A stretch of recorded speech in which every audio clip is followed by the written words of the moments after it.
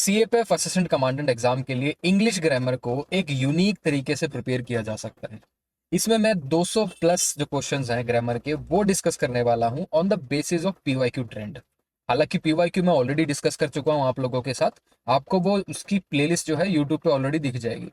लेकिन इस वीडियो के अंदर मैं 200 क्वेश्चंस ऐसे डिस्कस करूंगा कि वो आपके पीवाईक्यू पे बेस्ड होंगे, प्लस आप उसके साथ जो है कॉन्सेप्ट भी सीखोगे, प्लस हर एक टॉपिक को आप कवर कर लोगे, चाहे वो इनडायरेक्ट से इनडायरेक्ट है, चाहे वो आपका चेंज द वॉइसेस है, चाहे वो आपका नीदर नोर के हैं, करेक्ट द फॉर्म है, प्रीपोजिशन है, उसका सिंपल कंपाउंड कॉम्प्लेक्स के सेंटेंसेस है, क्वेश्चन टैग है, अफर्मेटिव नेगेटिव सेंटेंसेस है, कंपैरेटिव सुपरलेटिव डिग्री और रिमूवल ऑफ टू। ये सारे क्वेश्चंस जो हैं इन टॉपिक्स के अंदर, इन ब्रॉड टॉपिक्स के अंदर हम डिस्कस करेंगे और लगभग 200 क्वेश्चंस होंगे। इसके अंदर फ्रेजल वर्ब्स भी होंगे। ठीक है, तो चलिए स्टार्ट करते हैं without wasting much of the time. I will share the first thing that is the change the voice. आपके सामने क्वेश्चन है, 5 क्वेश्चन है।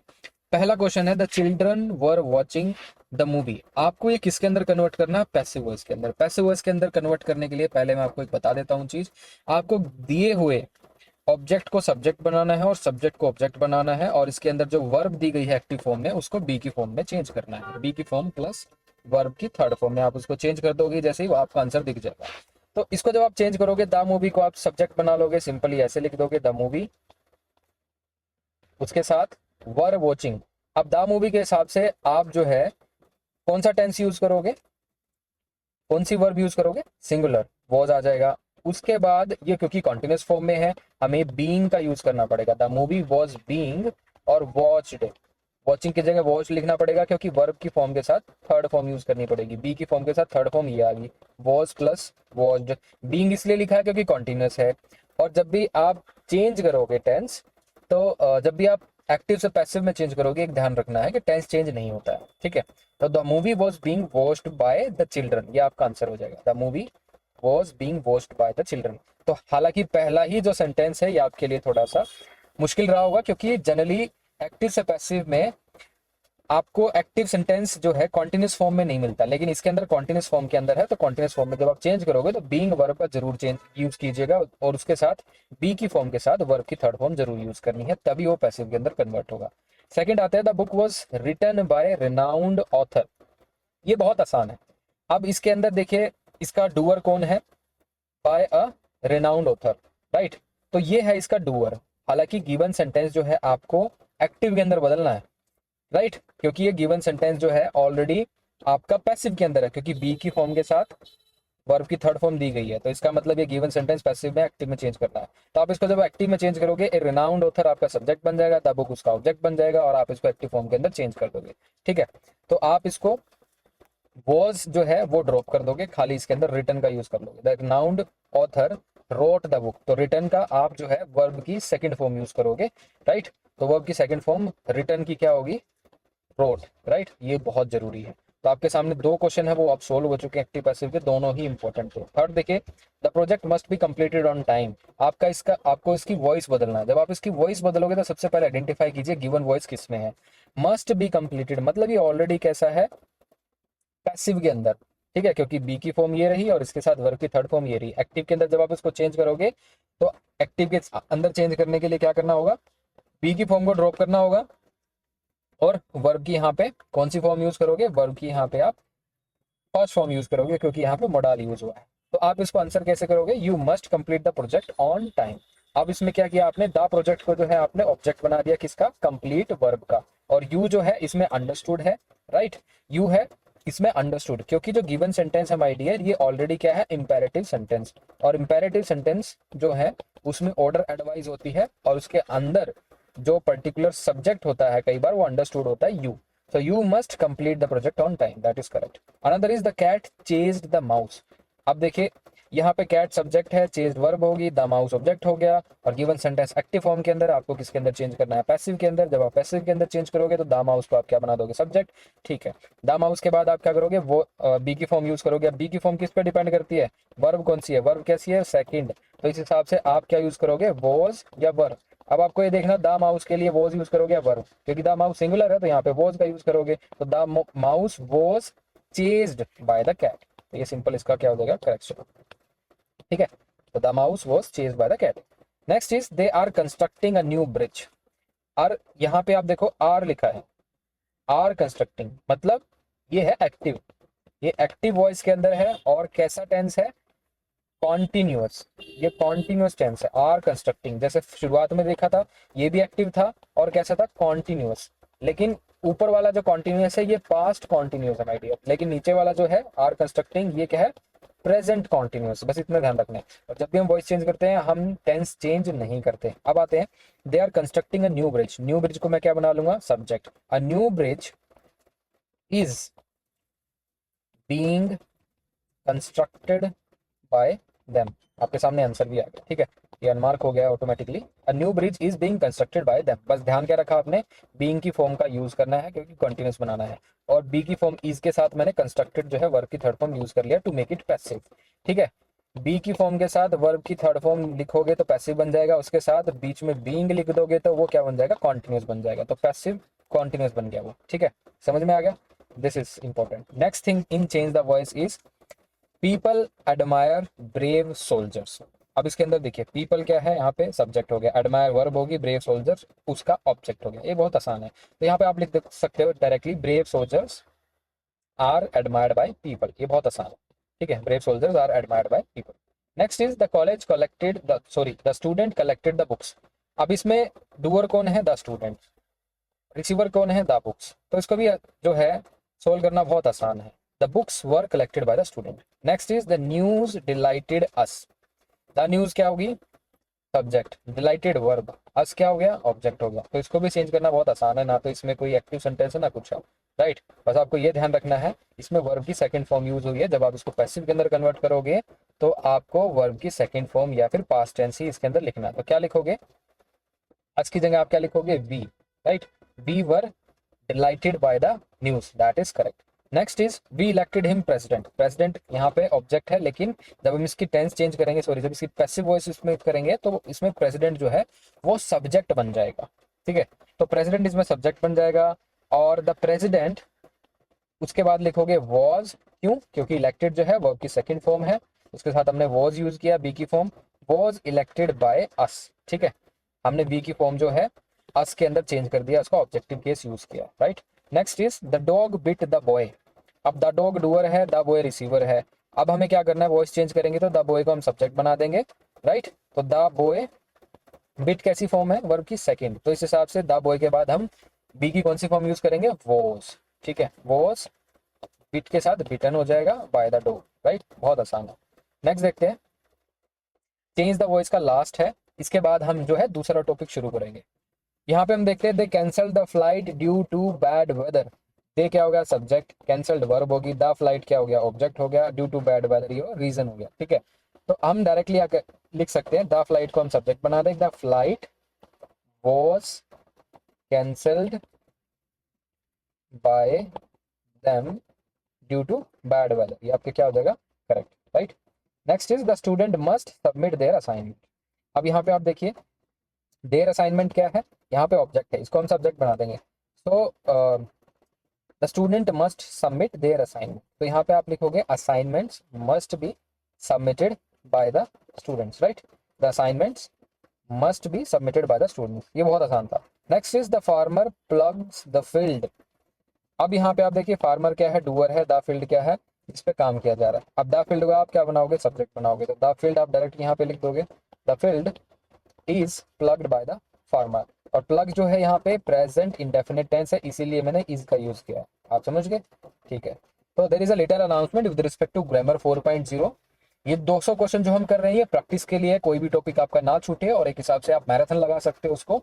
इसमें हम वो सारे क्वेश्चंस वो अंडर ऑल दोस टॉपिक जो मैंने बताए हैं, voices, narration, transformation, conditional, conjunction, inversion, question tag, article, preposition, phrasal, तो इनको एक क्विक रिवीजन देने के लिए और पीवाईक्यू की बेसिस पे आपको वो सभी क्वेश्चन देने के लिए जो कि आपके एग्जाम में सेम पैटर्न पे रेप्लिकेट होते हैं, वो सारे क्वेश्चन 200 इन क्वेश्चंस के अंदर जो है ऑलरेडी डिस्कस हो जाएंगे। लेकिन अगर आपको लगता है कि आपको इन डेप्थ नॉलेज चाहिए, अगर आपको लगता है कि मेरा कोई पर्टिकुलर पार्ट वीक है, उस पर ज़्यादा फोकस करने की जरूरत है, तो you can become a part of grammar 4.0। बहुत सारे लोगों का जो पेन पॉइंट होता है वो है transformation of sentence, conditional, conjunction, ये उनका पेन पॉइंट होता है। तो इस पर फोकस करने के लिए आप क्या कर सकते हो, ग्रामर 4.0, इसके अंदर 10 मॉक टेस्ट भी हैं।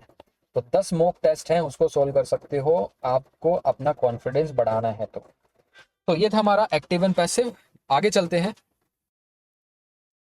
अब आ जाते हैं हम नेक्स्ट टॉपिक पे, डायरेक्ट और इनडायरेक्ट स्पीच के अंदर। पहला क्वेश्चन है, he said I will visit London next month. अब कैसा सेंटेंस है डायरेक्ट और इनडायरेक्ट, जब आप चेंज करोगे ना, सबसे पहले आपको देखना है सेंटेंस किस टाइप का है। क्या गिवन सेंटेंस इंटरोगेटिव है, असर्टिव है, ऑप्टेटिव है, एक्सक्लेमेटरी है, किस तरह का क्वेश्चन है। तो यहाँ पे आप देखिए किस तरह का टॉपिक, ये पर्टिकुलर सेंटेंस है, ये है आपका सिंपल असर्टिव। इसके अंदर कुछ भी आपको नहीं दिख रहा है, ठीक है, ना इंटरोगेटिव है, ना इसके अंदर आपको दिख रहा है कि ये पर्टिकुलर ऑप्टेटिव है, ठीक है। सेंटेंस है, he said I will visit London next month. He said क्या है आपका, रिपोर्टिंग वर्ब, और ये क्या है आपका, रिपोर्टेड स्पीच। तब आपको रिपोर्टेड स्पीच जो है ये कन्वर्ट करनी है किसमें, इनडायरेक्ट स्पीच के अंदर।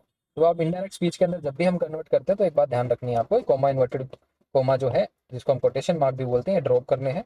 और रिपोर्टेड स्पीच के अंदर तो दिया गया है, उसके अंदर आपको चेंजेस करना है। टेंस के अंदर किस किस के अंदर चेंज होगा, टेंस, प्रोनाउन और इसके साथ डिटर्मिनर्स, ठीक है, तीन चीजों के अंदर चेंज होगा, वो करना है, राइट। सबसे पहले स्टार्ट करते हैं, ही सैड जो है ऐसे ही रहेगा, आई will visit London next month. अब आई जो प्रोनाउन है वो किसके अकॉर्डिंग चेंज होता है, फर्स्ट पर्सन प्रोनाउन है, आई क्या है, फर्स्ट पर्सन प्रोनाउन है, तो वो किसके अकॉर्डिंग चेंज होता है, it would be change according to the subject of the reporting verb. Reporting verb का सब्जेक्ट क्या है, ही, ठीक है, यहाँ पे आपको दिख रहा है ही है, तो ही के अकॉर्डिंग यहाँ पे क्या लिखोगे, ही लिखोगे, ठीक है। तो ही सैड ही विल विजिट। अब जो है वर्ब आपको चेंज करनी है, ठीक है, आपको बैक शिफ्टिंग करनी है वर्ब की, तो विल की जगह क्या लिखोगे आप, वुड लिखोगे, right. Would visit London next month की जगह क्या लिखोगे, द फॉलोइंग मंथ, ठीक है, तो ये आपका आंसर हो गया। He said that he would visit London the following month. Next देखते हैं, she said I have finished my homework. Again किस टाइप का सेंटेंस है, असर्टिव है।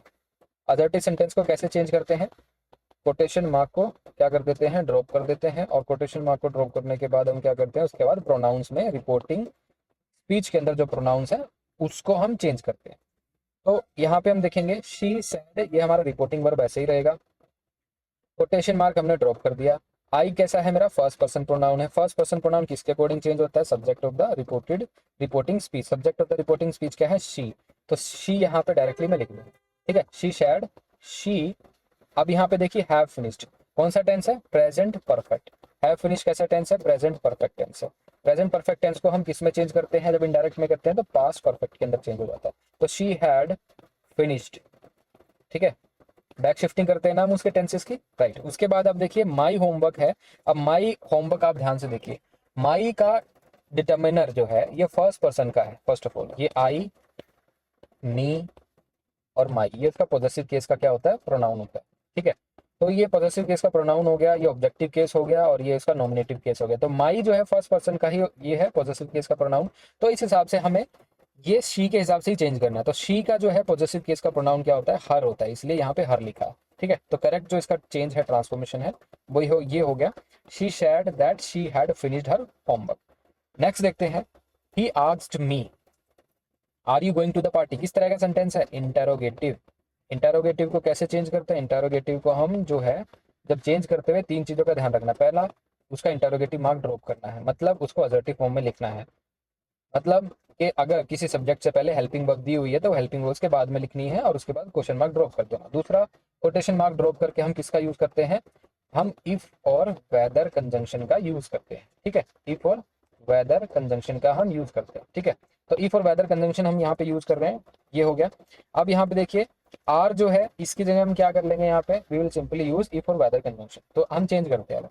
ही आस्क्ड मी, ही आस्क्ड मी, उसके बाद मैंने लिखा, कोटेशन मार्क को मैंने ड्रॉप कर दिया, और यहाँ पे मैंने डायरेक्ट लिखा इफ, ओके। अब आता है मेरा प्रोनाउन यू, और यू प्रोनाउन किसके अकॉर्डिंग चेंज होता है, यू प्रोनाउन जो है वो ऑब्जेक्ट जो है रिपोर्टिंग वर्ब का, उसके अकॉर्डिंग चेंज होता है। रिपोर्टिंग वर्ब का ऑब्जेक्ट क्या है, मी, तो मी के अकॉर्डिंग चेंज होगा। तो मैं यहाँ पे लिखूंगा ही आस्क्ड इफ आई, और उसके बाद मुझे टेंस चेंज करना है। आर की जगह मैं क्या लिखूंगा, आर गोइंग, जो कि प्रेजेंट कंटिन्यूअस टेंस है, मुझे पास्ट कंटिन्यूअस टेंस करना पड़ेगा। If I was going to the party, ठीक है, ये सिंपल आपका कन्वर्जन हो गया, बहुत आसान है।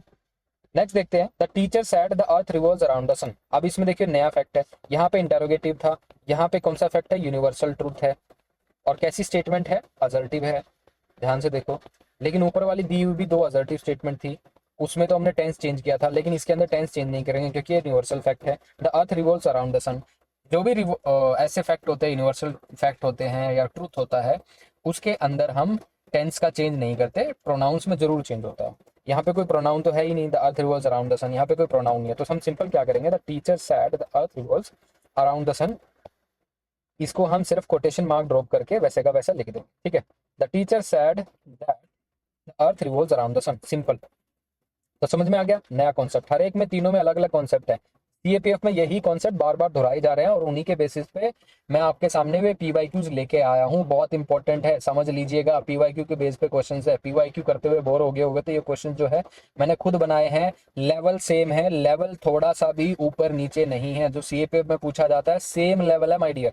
Next is my teacher advise me do not waste your time. कैसा है, किस तरह का सेंटेंस है, ऑर्डर एडवाइस है ना इसके अंदर, ऑप्टेटिव है, ठीक है, इसके अंदर ऑर्डर एडवाइस दी गई है, ठीक है। तो ऑर्डर एडवाइस जब हम देते हैं तो हम कोटेशन मार्क को ड्रॉप करने के बाद क्या यूज करते हैं, टू और नॉट टू का, ठीक है। टू जब यूज करते हैं जब हमारा गिवन रिपोर्टेड स्पीच जो है पॉजिटिव हो, नॉट टू जब यूज करते हैं जब उसके अंदर नेगेटिव वर्ब हो। अब यहाँ पे नॉट का यूज किया गया है, डू नॉट वेस्ट, तो ये नेगेटिव है, इसका मतलब नॉट टू का यूज होगा। तो हम यहाँ पे लिखेंगे the my mother advised me not to waste my time, ठीक है। हमने योर की जगह क्या लिख दिया, वाई, माई, ठीक है, क्योंकि योर जो है सेकंड पर्सन है, सेकंड पर्सन किसके अकॉर्डिंग चेंज होता है, object of the reporting verb, object of the reporting verb क्या है, मी। तो मी के हिसाब से मुझे क्या लिखना है, उसका पॉजेसिव केस का प्रोनाउन जो कि क्या होता है, माई होता है। आगे समझ में, नेक्स्ट चलते हैं।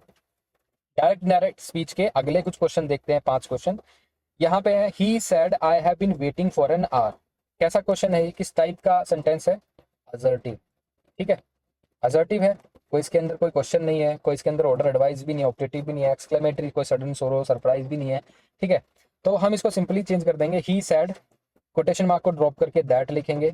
आई जो है फर्स्ट पर्सन का प्रोनाउन है, किसके अकॉर्डिंग चेंज होगा, subject of the reporting verb, वो क्या है, ही, तो ही के हिसाब से आप यहाँ पे ही लिख दोगे, ठीक है। He sad that he.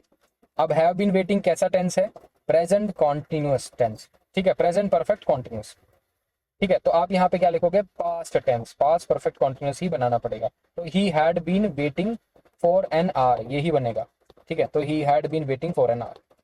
Next आते हैं, he said I have written a letter, again assertive sentence है, ये भी असर्टिव सेंटेंस है, ठीक है। असर्टिव सेंटेंस को सिंपली चेंज कर सकते हैं, क्या लिखोगे, he said, comma noted comma को ड्रॉप करके दैट लिखोगे।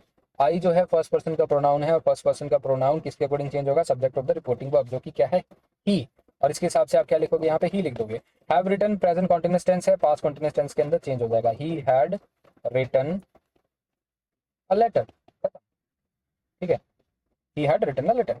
आगे समझ में, नेक्स्ट चलते हैं। The student asked may I come in sir. अब ये क्या है, ये एक तरह से रिक्वेस्ट है, ऑब्जेक्टिव सेंटेंस है, तो इसके अंदर हम क्या यूज करते हैं, टू और नॉट टू, ठीक है।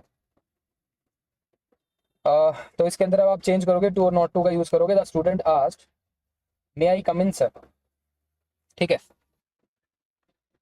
तो यहाँ पे जो गिवन सेंटेंस है ये इंपैरेटिव है, मैंने आप लोगों को क्या बताया, ऑप्टेटिव वो गलती से निकल गया, तो ये इंपैरेटिव सेंटेंस है। और ऊपर दिया हुआ भी जो था लास्ट हमने देखा था, जहाँ पे लास्ट पर्टिकुलर क्वेश्चंस के अंदर are you going to the party, ये भी इंपैरेटिव सेंटेंस है, ऑप्टेटिव नहीं है माय डियर। तो इंपैरेटिव सेंटेंस है, छोटी सी करेक्शन है, जल्दी चलते हैं। तो यहाँ पे आप देखिए, the student asked may I come in sir, ठीक है, और ये गिवन सेंटेंस वैसे लास्ट में क्वेश्चन मार्क है, that means it's a interrogative sentence, ये इंटेरोगेटिव है, इंटेरोगेटिव। और इसमें क्योंकि ये परमिशन ली गई है, रिक्वेस्ट सीख की गई है, राइट, तो इसमें रिक्वेस्ट सीख की गई है, तो इफ और वेदर कंजंक्शन का इसमें यूज होता है। तो यहाँ पे इफ और वेदर कंजंक्शन का हम यूज कर लेंगे। द स्टूडेंट आस्क्ड इफ, उसके बाद आपको क्या करना है, आई जो है प्रोनाउन जो दिया वो चेंज करना है according to the subject, subject क्या, द स्टूडेंट। तो आई की जगह आप क्या लिखोगे, ही, उसका प्रोनाउन ही लिखना है आपको, ठीक है। तो ही और शी वट आप यूज कर सकते हो। इफ ही माइट कम इन, मे की जगह आपको माइट का यूज करना है, और कम इन जो वर्ब है ऐसी कैसी रहेगी, क्योंकि माइट जो है मोडाल है, उसके साथ बेस फॉर्म ही लिखते हैं, ठीक है। और दिया हुआ जो क्वेश्चन मार्क है वो ड्रॉप हो जाएगा, क्योंकि ये हमें असर्टिव सेंटेंस के अंदर चेंज करना है। नेक्स्ट आते हैं, she exclaimed what a beautiful dress, और ये कैसा हो गया अब, ऑप्टेटिव, ठीक है। नहीं, ये एक्सक्लेमेटरी होगी, सॉरी ये एक्सक्लेमेटरी होगी क्योंकि लास्ट में एक्सक्लेमेटरी साइन। तो जब हम इसको चेंज करते हैं शी एक्सक्लेम्ड, हम यहाँ पे क्या करेंगे, दैट का यूज करेंगे इन्वर्टेड कोमा को ड्रॉप करके, उसके बाद it was a very beautiful dress. तो यहाँ पे क्या आएगा, it was a very beautiful dress आ जाएगा डायरेक्ट। तो हम क्या करते हैं, कोटेशन मार्क को ड्रॉप करके दैट का यूज किया, फिर हमने इट जो है इंट्रोडक्टरी प्रोनाउन इसके अंदर इंट्रोड्यूस किया, व्हाट अ ब्यूटीफुल ड्रेस की जगह हमने लिखा it was a very beautiful dress. ये लिखना जरूरी था क्योंकि इसके अंदर आप देखोगे एक्सक्लेमेटरी साइन भी हमें ड्रॉप करना है। तो हमने क्या किया, इट जो है इंट्रोडक्टरी सब्जेक्ट यूज कर लिया, किसके लिए, ड्रेस के लिए, ब्यूटीफुल ड्रेस के लिए। So it was a very beautiful dress हमने यहाँ पे यूज कर लिया, right. Next is John said to me what are you doing, कैसा सेंटेंस है, इंटेरोगेटिव। जब ये इंटेरोगेटिव सेंटेंस है माय डियर, तो कैसे यूज करोगे आप इसको, कैसे इसको इंडायरेक्ट के अंदर चेंज करोगे। तो आपको ये ध्यान में रखना है कि आप जब इसको इंटेरोगेटिव के अंदर चेंज करोगे तो आपको एक इंपॉर्टेंट चीज ये ध्यान रखनी है, कोमा इन्वर्टेड कोमा को ड्रॉप करके आपको ई फॉर वेदर कन्वेंशन का यूज करना है। तब करना है जब रिपोर्टेड स्पीच के अंदर शुरुआत किसी हेल्पिंग वर्ब से हो, आर हो, हैव हो, वट हो। लेकिन यहाँ पे तो क्वेश्चन वर्ड खुद ब खुद है, व्हाट है, हाउ है, वेयर है, ये क्वेश्चन वर्ड है। जब गिवन पर्टिकुलर क्वेश्चन के अंदर रिपोर्टेड स्पीच में आपको क्वेश्चन वर्ड खुद ब खुद दे रखा हो तो क्वेश्चन वर्ड से ही शुरुआत करनी है, आपको कोई ना कोई वो यूज करने की जरूरत नहीं है, ठीक है। तो आप यहाँ पे क्या यूज करोगे, zone asked me what I was doing, ठीक है। तो सिंपली आप क्या लिख दोगे यहाँ पे, what I was doing, right. You जो है हमने किसके अंदर चेंज किया है, मी के अंदर, इतना आप समझ जाइए। यू जो है ये pronoun object of the reporting verb के अकॉर्डिंग चेंज होगा। Object of the reporting verb क्या है, मी है, और इसका हमें क्या लिखना है, इसका हमें नॉमिनेटिव केस लिखना है क्योंकि यू नॉमिनेटिव केस के अंदर ही है। तो मी का नॉमिनेटिव केस क्या होगा, आई। और सिंपल आर यू डूइंग का मतलब ये प्रेजेंट कॉन्टिन्यूस टेंस है, बैक शिफ्टिंग करेंगे टेंस का तो वॉज डूइंग हो जाएगा, मतलब पास्ट कॉन्टिन्यूस टेंस। इतना समझ में आया, ठीक है। लास्ट है डायरेक्ट और इनडायरेक्ट स्पीच के अंदर 3 क्वेश्चन है। ही रिक्वेस्टेड, तो इससे मतलब समझ आ गया ये क्या है, एक तरह का ये आपके सामने एक इसके अंदर कोई रिक्वेस्ट हो रही है, एक तरह से ये इंपेरेटिव सेंटेंस की तरफ जा रहा है। तो ही requested me please land me your book, ठीक है।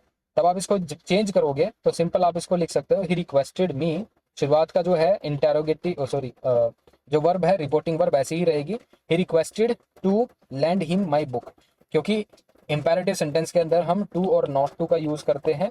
यहाँ पे नॉट टू तो यूज करेंगे क्योंकि गिवन जो वर्ब है वो पॉजिटिव है, तो हम खाली टू का यूज कर लेंगे। So he requested me to lend him my book, right. Him क्यों आया मी की जगह, क्योंकि मी जो है किसके अकॉर्डिंग चेंज होगा, subject of the reporting verb वो क्या है, ही। और ही का आपको क्या लिखना पड़ेगा, ही का आपको ऑब्जेक्टिव केस लिखना पड़ेगा। ही का ऑब्जेक्टिव केस क्या होता है, हिम। उसके साथ योर जो है ये किसके अकॉर्डिंग चेंज होगा, object of the reporting verb वो क्या है, मी। अब मी जो है वो आपको यहाँ पे क्या लिखना पड़ेगा, इसका प्रोनाउन, क्योंकि योर जो है ये भी प्रोनाउन यूज हुआ है यू का, ठीक है, पॉजेसिव केस का। तो मी का पॉजेसिव केस का प्रोनाउन क्या होगा, माई, राइट। बस इतना चेंज हो गया। नेक्स्ट देखते हैं, my friend advised me do not give up. Again से इंपेरेटिव सेंटेंस है, इंपेरेटिव सेंटेंस को टू और नॉट टू का यूज करोगे। यहाँ पे गिवन वर्ब है नेगेटिव तो नॉट टू का यूज करोगे, कोमा इन्वर्टेड कोमा ड्रॉप करके, ठीक है, सिंपल, राइट, बहुत सिंपल है। My friend advise me not to give up. Next is she complained my head aches, ठीक है, एक, तो सिर में उसके जो है दर्द हो रहा था। तो हेडेक जो है माई हेडेक, राइट। तो इसमें कंप्लेंड है एक तरह से, जब ऐसी कंप्लेंट और ऐसी कोई चीज जिसमें डिस्कम्फर्ट हो वहां पे हम दैट का यूज कर लेते हैं और उसके बाद हम टेंस का शिफ्ट कर दें, ठीक है। तो सिंपली क्या होगा, she complained that her head ached, तो हमने जो है प्रेजेंट कॉन्टिन्यूस टेंस को हमने पास्ट कॉन्टिन्यूस टेंस के अंदर चेंज कर दिया और शी कंप्लेंड हर हैड एक्ड। इतना आपको समझ में आता है, ठीक है। हर क्यों यूज किया, क्योंकि माई था यहाँ पे, माई किसके अकॉर्डिंग चेंज होगा, शी के अकॉर्डिंग। शी क्या है यहाँ पे, सब्जेक्ट है रिपोर्टिंग वर्ब का, और माई क्या है, प्रोनाउन है, ठीक है। तो शी का प्रोनाउन क्या होगा, पॉजेसिव केस का हर होगा, इसलिए हर यूज किया है क्योंकि शुरू सी का है। समझ में आ गया, ओके। तो यहां तक थे हमारे डायरेक्ट और इनडायरेक्ट स्पीच। अब हम आते हैं सीक्वेंस और नेगेशन पे। सीक्वेंस और नेगेशन भी बहुत इंटरेस्टिंग है। जहां पे आप देखिए गिवन सेंटेंस है, she arrived at the station the train departed. आपको बोला भाई नो सूनर की मदद से आपको रीराइट करना है सेंटेंसेस। जब आप नो सूनर की हेल्प लोगे इसके अंदर तो आप सिंपली समझ जाइए, नो सूनर की जब आप हेल्प लोगे तो इतना आपको समझ में आता है कि आपकी सेंटेंस की शुरुआत किसी एडवर्ब से हो रही है। जब आप सेंटेंस की शुरुआत किसी एडवर्ब से करोगे तो एक चीज आपको ध्यान रखना है, वो कंसेप्ट किसका हो गया, inversion of subject and verb, ठीक है, inversion of subject and verb हो गया, समझ में आ गया। ओके, अब इसके बाद देखते हैं inversion of subject and verb. एक चीज ध्यान से देख लेना, हम क्या करेंगे इसमें, नो सूनर से शुरुआत करेंगे, उसके बाद जो है हम सब्जेक्ट से पहले एक हेल्पिंग वर्ब का यूज कर लेंगे तो हमारा इन्वर्जन हो जाएगा। और इसमें एक चीज ये ध्यान देना है कि इसमें सीक्वेंस है। सीक्वेंस का मतलब है एक एक्शन दूसरे एक्शन के बाद हो रहा है, वो हमें दिखाना है। दस she arrived at the station and the train departed, उसके स्टेशन आने के बाद ट्रेन जो है डिपार्ट कर गई, तो हम इसको इस हिसाब से लिखेंगे, no sooner did she arrive at the station the train departed. Okay, आगे समझ में, no sooner did she arrive at the station then the train departed, right. तो आंसर इसका ये होगा, नो सूनर। ओके, यहाँ पे इसने पास्ट परफेक्ट टेंस यूज किया, कोई बात नहीं। No sooner had she arrive at the station then the train departed. अब एक ध्यान दे लीजिए, एक इंपॉर्टेंट चीज जो है, अगर मैं यहाँ पे हैड की जगह डिड लिख दूं, no sooner did she arrive at the station then the train departed, बाकी सेंटेंस ऐसे ही, तो दोनों के अंदर कोई डिफरेंस नहीं है, दोनों के अंदर सीक्वेंस फॉलो ही हो रहे हैं। कैसे सीक्वेंस फॉलो हो रहे हैं कि एक पर्टिकुलर सीक्वेंस जो है दूसरे के बाद हुआ है, मतलब ये ट्रेन जाने वाला जो है ये सीक्वेंस बाद में हुआ है, पहले वो वहां पे स्टेशन पे पहुंची, इतना आपको समझ में आता है। अगर मैं डिड प्लस अराइव लिखूं तो इसके अंदर ये मतलब है कि पहले वो स्टेशन पे पहुंची और फिर जो है ट्रेन जो है डिपार्ट हो गई, तो इसमें सीक्वेंस क्या दिखाता है, पहले वो स्टेशन पे पहुंची और फिर ट्रेन डिपार्ट होगी।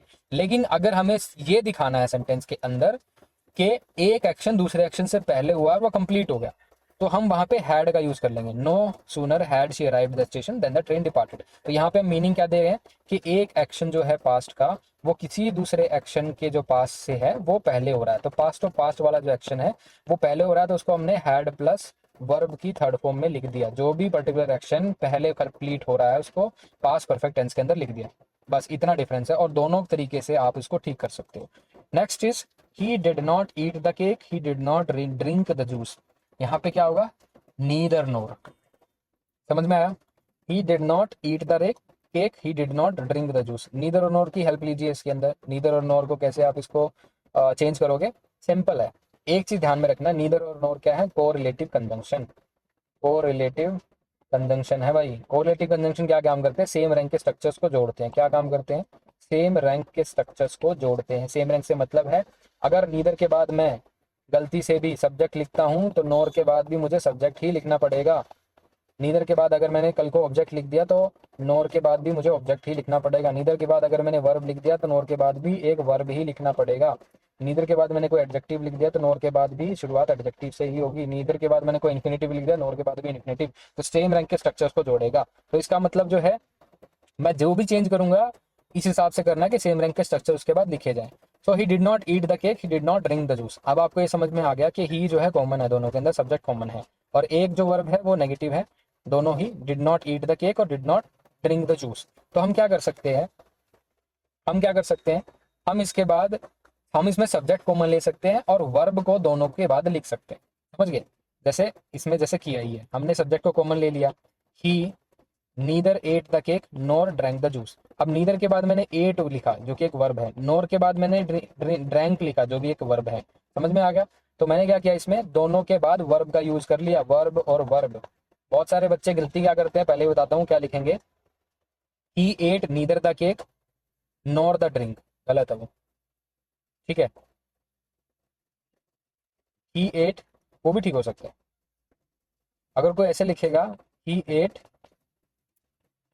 Neither the drink nor the juice, वो गलत हो जाएगा, क्योंकि जूस को आप जो है एट नहीं करोगे, क्योंकि इनके अंदर दोनों वर्ब जो है अलग अलग चाहिएगी, तो दोनों की वर्ब जो अलग है वो भी कॉमन नहीं कर सकते, लेकिन सब्जेक्ट कॉमन था इसलिए हमने पहले लिख लिया। तो नीदर के बाद आपको एट ही लिखना पड़ेगा, नोर के बाद ड्रैंक ही लिखना पड़ेगा। अगर दोनों के लिए ऑब्जेक्ट के लिए अगर कॉमन वर्ब हो सकती है तब हम उसको कॉमन कर सकते हैं, अदरवाइज नहीं करेंगे। तो इसमें नीदर के बाद वर्ब भी आएगी, नोर के बाद वर्ब ही आएगा, तो ये इसका करेक्ट जो है वो चेंज होगा, समझ में आया। ठीक है, आगे देखते हैं। She finished her meal, she left the restaurant. इसके अंदर एज सुन है, एज सुन एज की शुरुआत जब आप करोगे, एज सुन एज क्या है, एक हिसाब से कंजंक्शन है माय डियर, और ये क्या बताएगा, सीक्वेंस को बताएगा कि एक पर्टिकुलर सीक्वेंस होने के बाद दूसरा शुरू हो गया, एज सुन एज उसके लिए यूज करते हैं, ठीक है। तो she finished her meal, she left the restaurant, ठीक है। तो आप इसमें एज सुन एज कहाँ पे लगाओगे, मेन दिमाग में आपके ये होना चाहिए एज सुन एज लगेगा कहाँ, as soon as she left the restaurant और as soon as she finished her meal, कौन सा एक्शन किसके बाद हो रहा है वो देखिए। तो मेरे हिसाब से जो है आप एज सुन एज जो है वो आप जनरली इसके बाद लगाओगे जो काम आपने पहले किया, ठीक है। जैसे as soon as she finished her meal she left the restaurant. पहले उसने खाना खाया, उसके बाद उसने रेस्टोरेंट छोड़ दिया। तो यहाँ पे उस एज सुन एज उसके साथ लगाइए जो काम पहले हुआ है और उसके बाद कोई दूसरा एक्शन होने वाला। Next is no sooner. दोबारा से ये इन्वर्जन का कॉन्सेप्ट आ गया, एडवर्ब है एक हिसाब से। नो सूनर की शुरुआत हम सेंटेंस के बिगनिंग में ही करते हैं, तो हम क्या करेंगे, इन्वर्जन करेंगे, किसी सब्जेक्ट से पहले एक हेल्पिंग वर्ब का यूज करेंगे, ठीक है। और इसके अंदर क्या दिखा रहा होगा, सीक्वेंस दिखा रहा होगा कि एक एक्शन के बाद दूसरा एक्शन शुरू हो गया। अब यहाँ पे देखिए, ही अराइव्ड ही स्टार्टेड वर्किंग इमीडिएटली। अब पहला एक्शन कौन सा हुआ, उसके आने का, और उसके बाद उसने काम करना शुरू कर दिया। तो यहाँ पे क्या लिखोगे, no sooner did he arrive या फिर had he arrived then he started working immediately. दो तरीके से आप इसको चेंज कर सकते हो, ठीक है, जो तरीका आपको अच्छा लगे। No sooner had he arrived then he started working immediately, या फिर no sooner did he arrive, ठीक है, हैड की जगह क्या लिखोगे, डिड, उसके बाद अराइव्ड की जगह आप खाली अराइव लिखोगे, ठीक है। इतना समझ में आता है, ओके। नेक्स्ट चलते हैं। He entered the room he saw a strange sight as soon as. अब मुझे बताइए पहला सीक्वेंस कौन सा हुआ होगा इन दोनों एक्शंस के अंदर। पहला एक्शन जो हुआ है, ही एंटर्ड द रूम, वो रूम में घुसा, उसके बाद उसने कोई स्ट्रेंजर साइट देखी ना, तो as soon as he entered the room he saw a strange sight, right. तो ये इसका आंसर होगा। तो स्टूडेंट्स के लिए एक टिप है, for no sooner use past participle perfect than plus simple tense. ये स्ट्रक्चर बताया उसने, और as soon as place it at the beginning और middle of the sentence. Next देखते हैं इसका, ये है हमारा ट्रांसफॉर्मेशन सेंटेंस का एक और टाइप, जिसमें नो सूनर को लिखा जाता है, एज सुन एज को लिखा जाता है, और नीदर नोर को लिखा जाता है। नो सूनर तो आपको समझ में आ गया, नींद में भी लिख सकते हो आप इसको। नो सूनर की शुरुआत सेंटेंस के शुरुआत से होती है, और उसमें आप हैड प्लस वर्ब की थर्ड फॉर्म का यूज कीजिए जनरली, और उसके बाद देन लिखिए, और उसके बाद जो भी वर्ब दी है वो आप उसको लिख सकते हो, जैसे इसके अंदर बताया है। नो सूनर, फिर उसके बाद जो है आप पास परफेक्ट यूज करोगे, फिर देन का यूज करोगे, कोई सिंपल पास यूज करोगे, ऐसे ही इसके अंदर है। अगर आप लिखना चाहो तो ये भी जो है अप्रोच फॉलो कर सकते हो। तो सिंपल आप इसमें लिखोगे, no sooner had the bell rang then the student rushed out, ठीक है, as simple as that. Did का भी यूज कर सकते हो, यहाँ पे डिड का यूज किया इन्होंने। No sooner did the bell ring then the student rushed out, एक ही बात है। Next is he completed his task he left the office as soon as. As soon as किससे पहले यूज करोगे, जो सेंटेंस पहले हो, जो एक्शन पहले हुआ है। So as soon as he completed his task he left the office, ठीक है। नेक्स्ट इज नो सूनर, दोबारा से आ गया, तो नो सूनर शुरुआत में यूज करोगे, इन्वर्जन कर लो, आपकी मर्जी है। हैड का यूज कर लो, आपकी मर्जी है। डिड का यूज कर लो, आपकी मर्जी है, जैसा आप चाहो। तो यहाँ पे डिड का यूज किया इन्होंने। No sooner did he see the snake then he ran away. Next is as soon as का यूज हुआ है, तो मुझे लगता है दोनों ही आसान है एज सुन एज वाले, आप इनको आराम से कर सकते हो। नेक्स्ट है no sooner, as soon as और नीदर नोर। इनका यूज करते हुए आपको ये तीन सेंटेंस जो है चेंज करने हैं। नो सूनर देखिए यहाँ पे दोबारा से आ गया, she completed her presentation everyone uploaded, बहुत आसान है। तो no sooner had she completed her presentation then everyone upload, एक तो ये तरीका है। दूसरा, no sooner did she complete her presentation then everyone uploaded. तो जो भी आपको पसंद आए वो लिख सकते हो। No sooner had she completed her presentation then everyone uploaded. दोबारा से नो सूनर आया है, तो the concert started the light went out. No sooner did the concert start then the light went out, आप इसको ऐसे भी कर सकते हो, ठीक है। इसके बाद the teacher entered the student stood up, okay. The teacher entered the students stood up, यहाँ पे आप ध्यान से देखिए, एज सुन एज का यूज करना है आपको।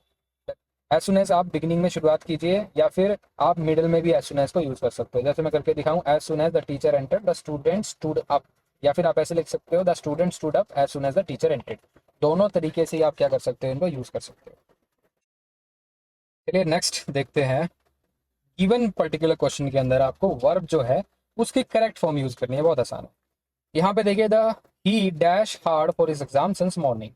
अब आपको स्टडी जो वर्ब है इसके अंदर फिल करनी है। स्टडी वर्ब को कैसे फिल करोगे, कुछ ना कुछ आपको आइडिया होना चाहिए किस हिसाब से फिल हो, ठीक है। स्टडी ये बेसिक वर्ब है, आपको नहीं पता किस हिसाब से टेंस यूज करना है, प्रेजेंट टेंस यूज करना है, पास्ट यूज करना है, प्रेजेंट परफेक्ट करना है, पास्ट परफेक्ट करना है, कॉन्टिन्यूस करना है, क्या करना है वो आपको नहीं पता, तो मैं बताने जा रहा हूँ आपको। मैं हिंट देता हूँ, सेंटेंस के अंदर अगर सिंस मिले, क्योंकि पॉइंट ऑफ टाइम होता है सिंस, और पॉइंट ऑफ टाइम के अंदर हम देखते हैं कि उसके बाद कोई पॉइंट ऑफ टाइम लिखा होता है, यहाँ पे मॉर्निंग लिखा है, ठीक है। तो सुबह से अभी तक जो है he study hard for his exam, तो मतलब पॉइंट ऑफ टाइम एक पास्ट का कोई पॉइंट ऑफ टाइम है, सपोज ये टाइम लाइन है और ये कोई पॉइंट है, ये है मॉर्निंग, और वो मॉर्निंग से लेके अभी तक पढ़ रहा है, ठीक है, तो ये कहाँ जा रहा है, प्रेजेंट की तरफ।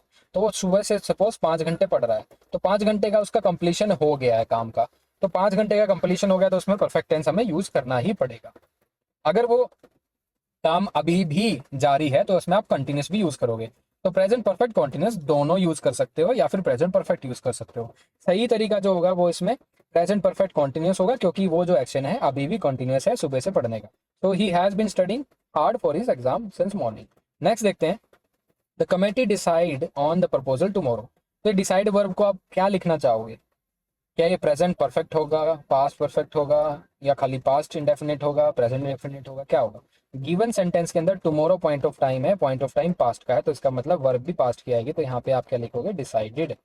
ठीक है, the committee, oh sorry tomorrow, sorry past का थोड़ी है यार, टुमारो क्या बात कर रहा हूँ, फ्यूचर का है।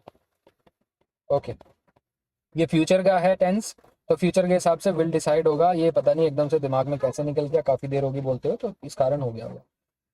तो येस्टरडे होता तो डिसाइडेड हो जाता, टुमारो लिखा है तो विल डिसाइड हो गया।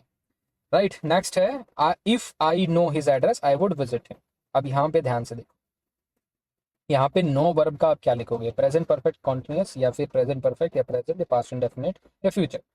अब ध्यान से देखो, if I know his address I would visit him, यहाँ पे आप देखो वुड विजिट हिम, मतलब वुड क्या है, पास्ट की बात हो रही है, पास्ट, और ये क्या है, मेन क्लोज। जब मेन क्लोज पास्ट के अंदर है तो इसके अंदर सबऑर्डिनेट क्लोज भी पास्ट के अंदर ही होगी, तो मतलब नो की जगह आप न्यू लिखोगे पास्ट। ध्यान से समझो, ये क्या है, मेन क्लोज। मेन क्लोज के अंदर अगर टेंस पास्ट का है तो सबऑर्डिनेट टेंस के अंदर भी, सबऑर्डिनेट क्लोज के अंदर भी टेंस पास्ट में ही होगा, तो यहाँ पे न्यू आएगा। Next is they live in the city for 10 years. अब यहाँ पे ध्यान से देखो, लीव आपको फिल करना है। बहुत आसानी से बता देता हूँ, जैसे उसमें सिंस हमने हिंट लिया था, यहाँ पे फोर का हिंट ले लेते हैं। और फोर जो होता है वो ड्यूरेशन के लिए होता है, ठीक है। फोर जब एज अ प्रेपोजिशन यूज होता है तो उसके बाद ड्यूरेशन लिखी जाती है, 10 साल की ड्यूरेशन लिख दी, 10 ईयर्स।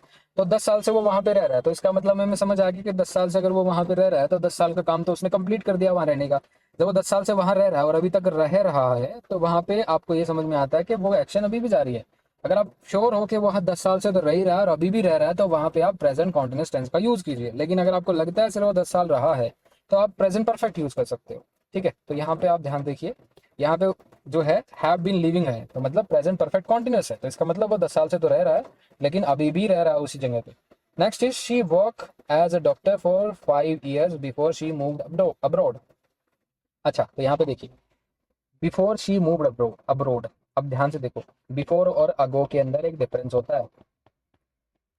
अगो का मतलब होता है going from present to back. ध्यान से सुनो, कोई नहीं बताएगा। अगो का मतलब होता है प्रेजेंट से पास्ट में जाना। और दूसरी जगह बिफोर का मतलब होता है पास्ट से पास्ट ऑफ पास्ट में जाना, पास्ट से और पास्ट में जाना, तो इसका मतलब होता है बिफोर। जब भी हम पास्ट से पास्ट में जाते हैं वहां पे पास्ट परफेक्ट टेंस यूज होता है, तो इसीलिए वर्क की जगह हमने हैड वर्क यूज कर लिया। She had worked as a doctor for 5 years before she moved abroad. तो यहाँ पे बिफोर, यहाँ पे फोर, यहाँ पे मेन क्लोज, यहाँ पे पॉइंट ऑफ टाइम टुमारो, यहाँ पे ये सिंस। ठीक है, सिंस ये भी एक प्रपोजिशन है, फोर भी एक प्रपोजिशन है, बिफोर एक कंजंक्शन है, टुमारो पॉइंट ऑफ टाइम है, I would visit main close है। तो ये समझ में आया क्या क्या मैंने बताया, किस हिसाब से वर्ब जो है फिल होती हैं। ये कॉन्सेप्ट बार बार रिपीट होते हैं। नेक्स्ट देखते हैं, यूज करेक्ट वर्ब अगेन। ये इसका सेकंड पार्ट है, इसके अंदर भी 5 क्वेश्चन। पहला देखिए, बाय नेक्स्ट ईयर ही कंप्लीट हिज डिग्री। अगले साल तक वो अपनी डिग्री जो है कंप्लीट कर लेगा, कोई बात नहीं। बाय नेक्स्ट ईयर फ्यूचर का कंप्लीशन है। जब फ्यूचर का कंप्लीशन हो और फ्यूचर की डेडलाइन दे रखी हो कि बाय दिस टाइम, इस टाइम तक अगले साल में, तो फ्यूचर कंप्लीट टेंस लिखना है आपको। फ्यूचर परफेक्ट टेंस, समझ गए? फ्यूचर परफेक्ट टेंस क्या होगा, will have completed. Next is I read this novel for 2 hours. मतलब फॉर अगेन दोबारा से वो प्रपोजिशन आ गई, उसके बाद ड्यूरेशन दे रखी है, तो मतलब 2 घंटे से वो नॉवल पढ़ रहा है और अभी भी पढ़ रहा है। तो कैसा टेंस लिखोगे, present perfect continuous my dear. ठीक है, he have been reading, sorry I have been reading this novel for 2 hours. Next is the child sleep for 3 hours when I enter the room. अब ध्यान से देखो, the child sleep for 3 hours when I enter the room. When जो है इसके बाद आई enter the room लिखा है, और आई एंटर द रूम उस पॉइंट ऑफ टाइम पे क्या दिखा था, वो बच्चा जो है वो सो रहा था। जब बच्चा उस टाइम पे सो रहा था, तो आप यहाँ पे देख सकते हो कि हैड बीन स्लीपिंग आएगा। दो चीजें इसके अंदर ध्यान से समझा देता हूँ फटाक से। पहली चीज, व्हेन के बाद जो पर्टिकुलर एक्शन लिखा है उस एक्शन पे आपको ये देखना है कि दूसरा कोई एक्शन जो है एक्टिव स्टेट के अंदर था। क्या समझे? व्हेन के बाद जो एक्शन लिखा है एंटर द रूम, जब मैं रूम में घुसा तो उसके साथ उस एक्शन के साथ एक दूसरा एक्शन जो है कॉन्टिन्यूस फॉर्म में था, इनकम्प्लीट स्टेट के अंदर था। कौन सा वो एक्शन था? बच्चे का सोना। बच्चा सो ही रहा था, मतलब उसका सोना कंप्लीट नहीं हुआ था that particular point of time पे। वो जो एक्शन था वो एक्टिव स्टेट के अंदर था जब वो रूम के अंदर एंटर किया। तो इसका मतलब है जब कोई भी चीज एक्टिव के अंदर होती है तो कॉन्टिन्यूस लिखना पड़ता है, दैट इज। दूसरी चीज, when I enter the room, past tense है तो आपको इसके अंदर क्या करना पड़ेगा? पास्ट टेंस का यूज करना पड़ेगा, हैड का यूज कर लिया। तीसरी चीज, इसके अंदर ड्यूरेशन दी है फॉर 3 आवर्स, तो 3 घंटे के लिए वो सो ही रहा था, तो इसका मतलब कंप्लीशन आपको ये भी दिखाना है बीन का यूज करके, हैड बीन। इससे क्या पता लगा? पास्ट इसलिए यूज किया क्योंकि एंटर्ड था, बीन इसलिए यूज किया क्योंकि 3 घंटे सो रहा था, परफेक्ट बना दिया हेड के साथ वर्ब की थर्ड फॉर्म यूज करने का। स्लीपिंग इसलिए यूज किया क्योंकि उस पॉइंट ऑफ टाइम पे वो एक्शन जो था इनकम्प्लीट स्टेट के अंदर था, एक्टिव था, क्योंकि वेन से हमें पता लगा। 3 चीजों से पता लगा। मुझे पता आप लोगों के ऊपर से जा रहा होगा कई चीजें, लेकिन ये ग्रामर 4.0 का पार्ट है, वहां पे मैंने डिस्कस किया। Next is, by this time next year I finish my project. अब समझ में आएगा? क्यों नहीं आएगा? क्योंकि बाय नेक्स्ट ईयर मैंने आपको बता दिया था कि फ्यूचर की जब डेडलाइन की बात करते हैं तो फ्यूचर परफेक्ट टेंस लिखना पड़ता है। By this time next year, ये भी फ्यूचर की डेडलाइन की बात है, तो आपका फ्यूचर परफेक्ट टेंस तो यहाँ पे भी यूज करना पड़ेगा। ठीक है, तो future perfect tense directly use कर लीजिए, I will have finish my project. Next is the sun rise in the east. ये क्या है? जनरल फैक्ट है। ठीक है, the sun rise in the east, तो जनरल फैक्ट है तो प्रेजेंट इंडेफिनिट टेंस यूज करके आगे निकल जाइए, सिंपल है। The sun rises in the east. Next है करेक्ट फॉर्म का, लास्ट है, last part of correct form verb. पहला सेंटेंस है if it rains tomorrow we will stay home. तो ये क्या है? फ्यूचर की क्या है? फ्यूचर की प्रोजेक्शन है, तो इतना हमें समझ में आता है। तो फ्यूचर हमें दिख रहा है, वी विल स्टे होम, हम घर पे ही रहेंगे। अगर हम घर पे ही रहेंगे, इफ इट रेन टुमारो, अगर कल जो है बारिश होती है। ठीक है, तो इफ के साथ हम कभी भी फ्यूचर जो है टेंस यूज नहीं करते, पहले इतना समझो। If it rain tomorrow we will stay home, उसके साथ हम जो है कभी भी फ्यूचर जो है यूज नहीं करते, हम उसके साथ प्रेजेंट इंडेफिनिट या पास्ट इंडेफिनिट यूज करते हैं। इफ इट रेन्स टुमारो आ जाएगा direct. Next is she practice the piano daily for years. अब यहाँ पे देखो, she practice the piano daily for years, तो ये उसका क्या है? एक हैबिट है।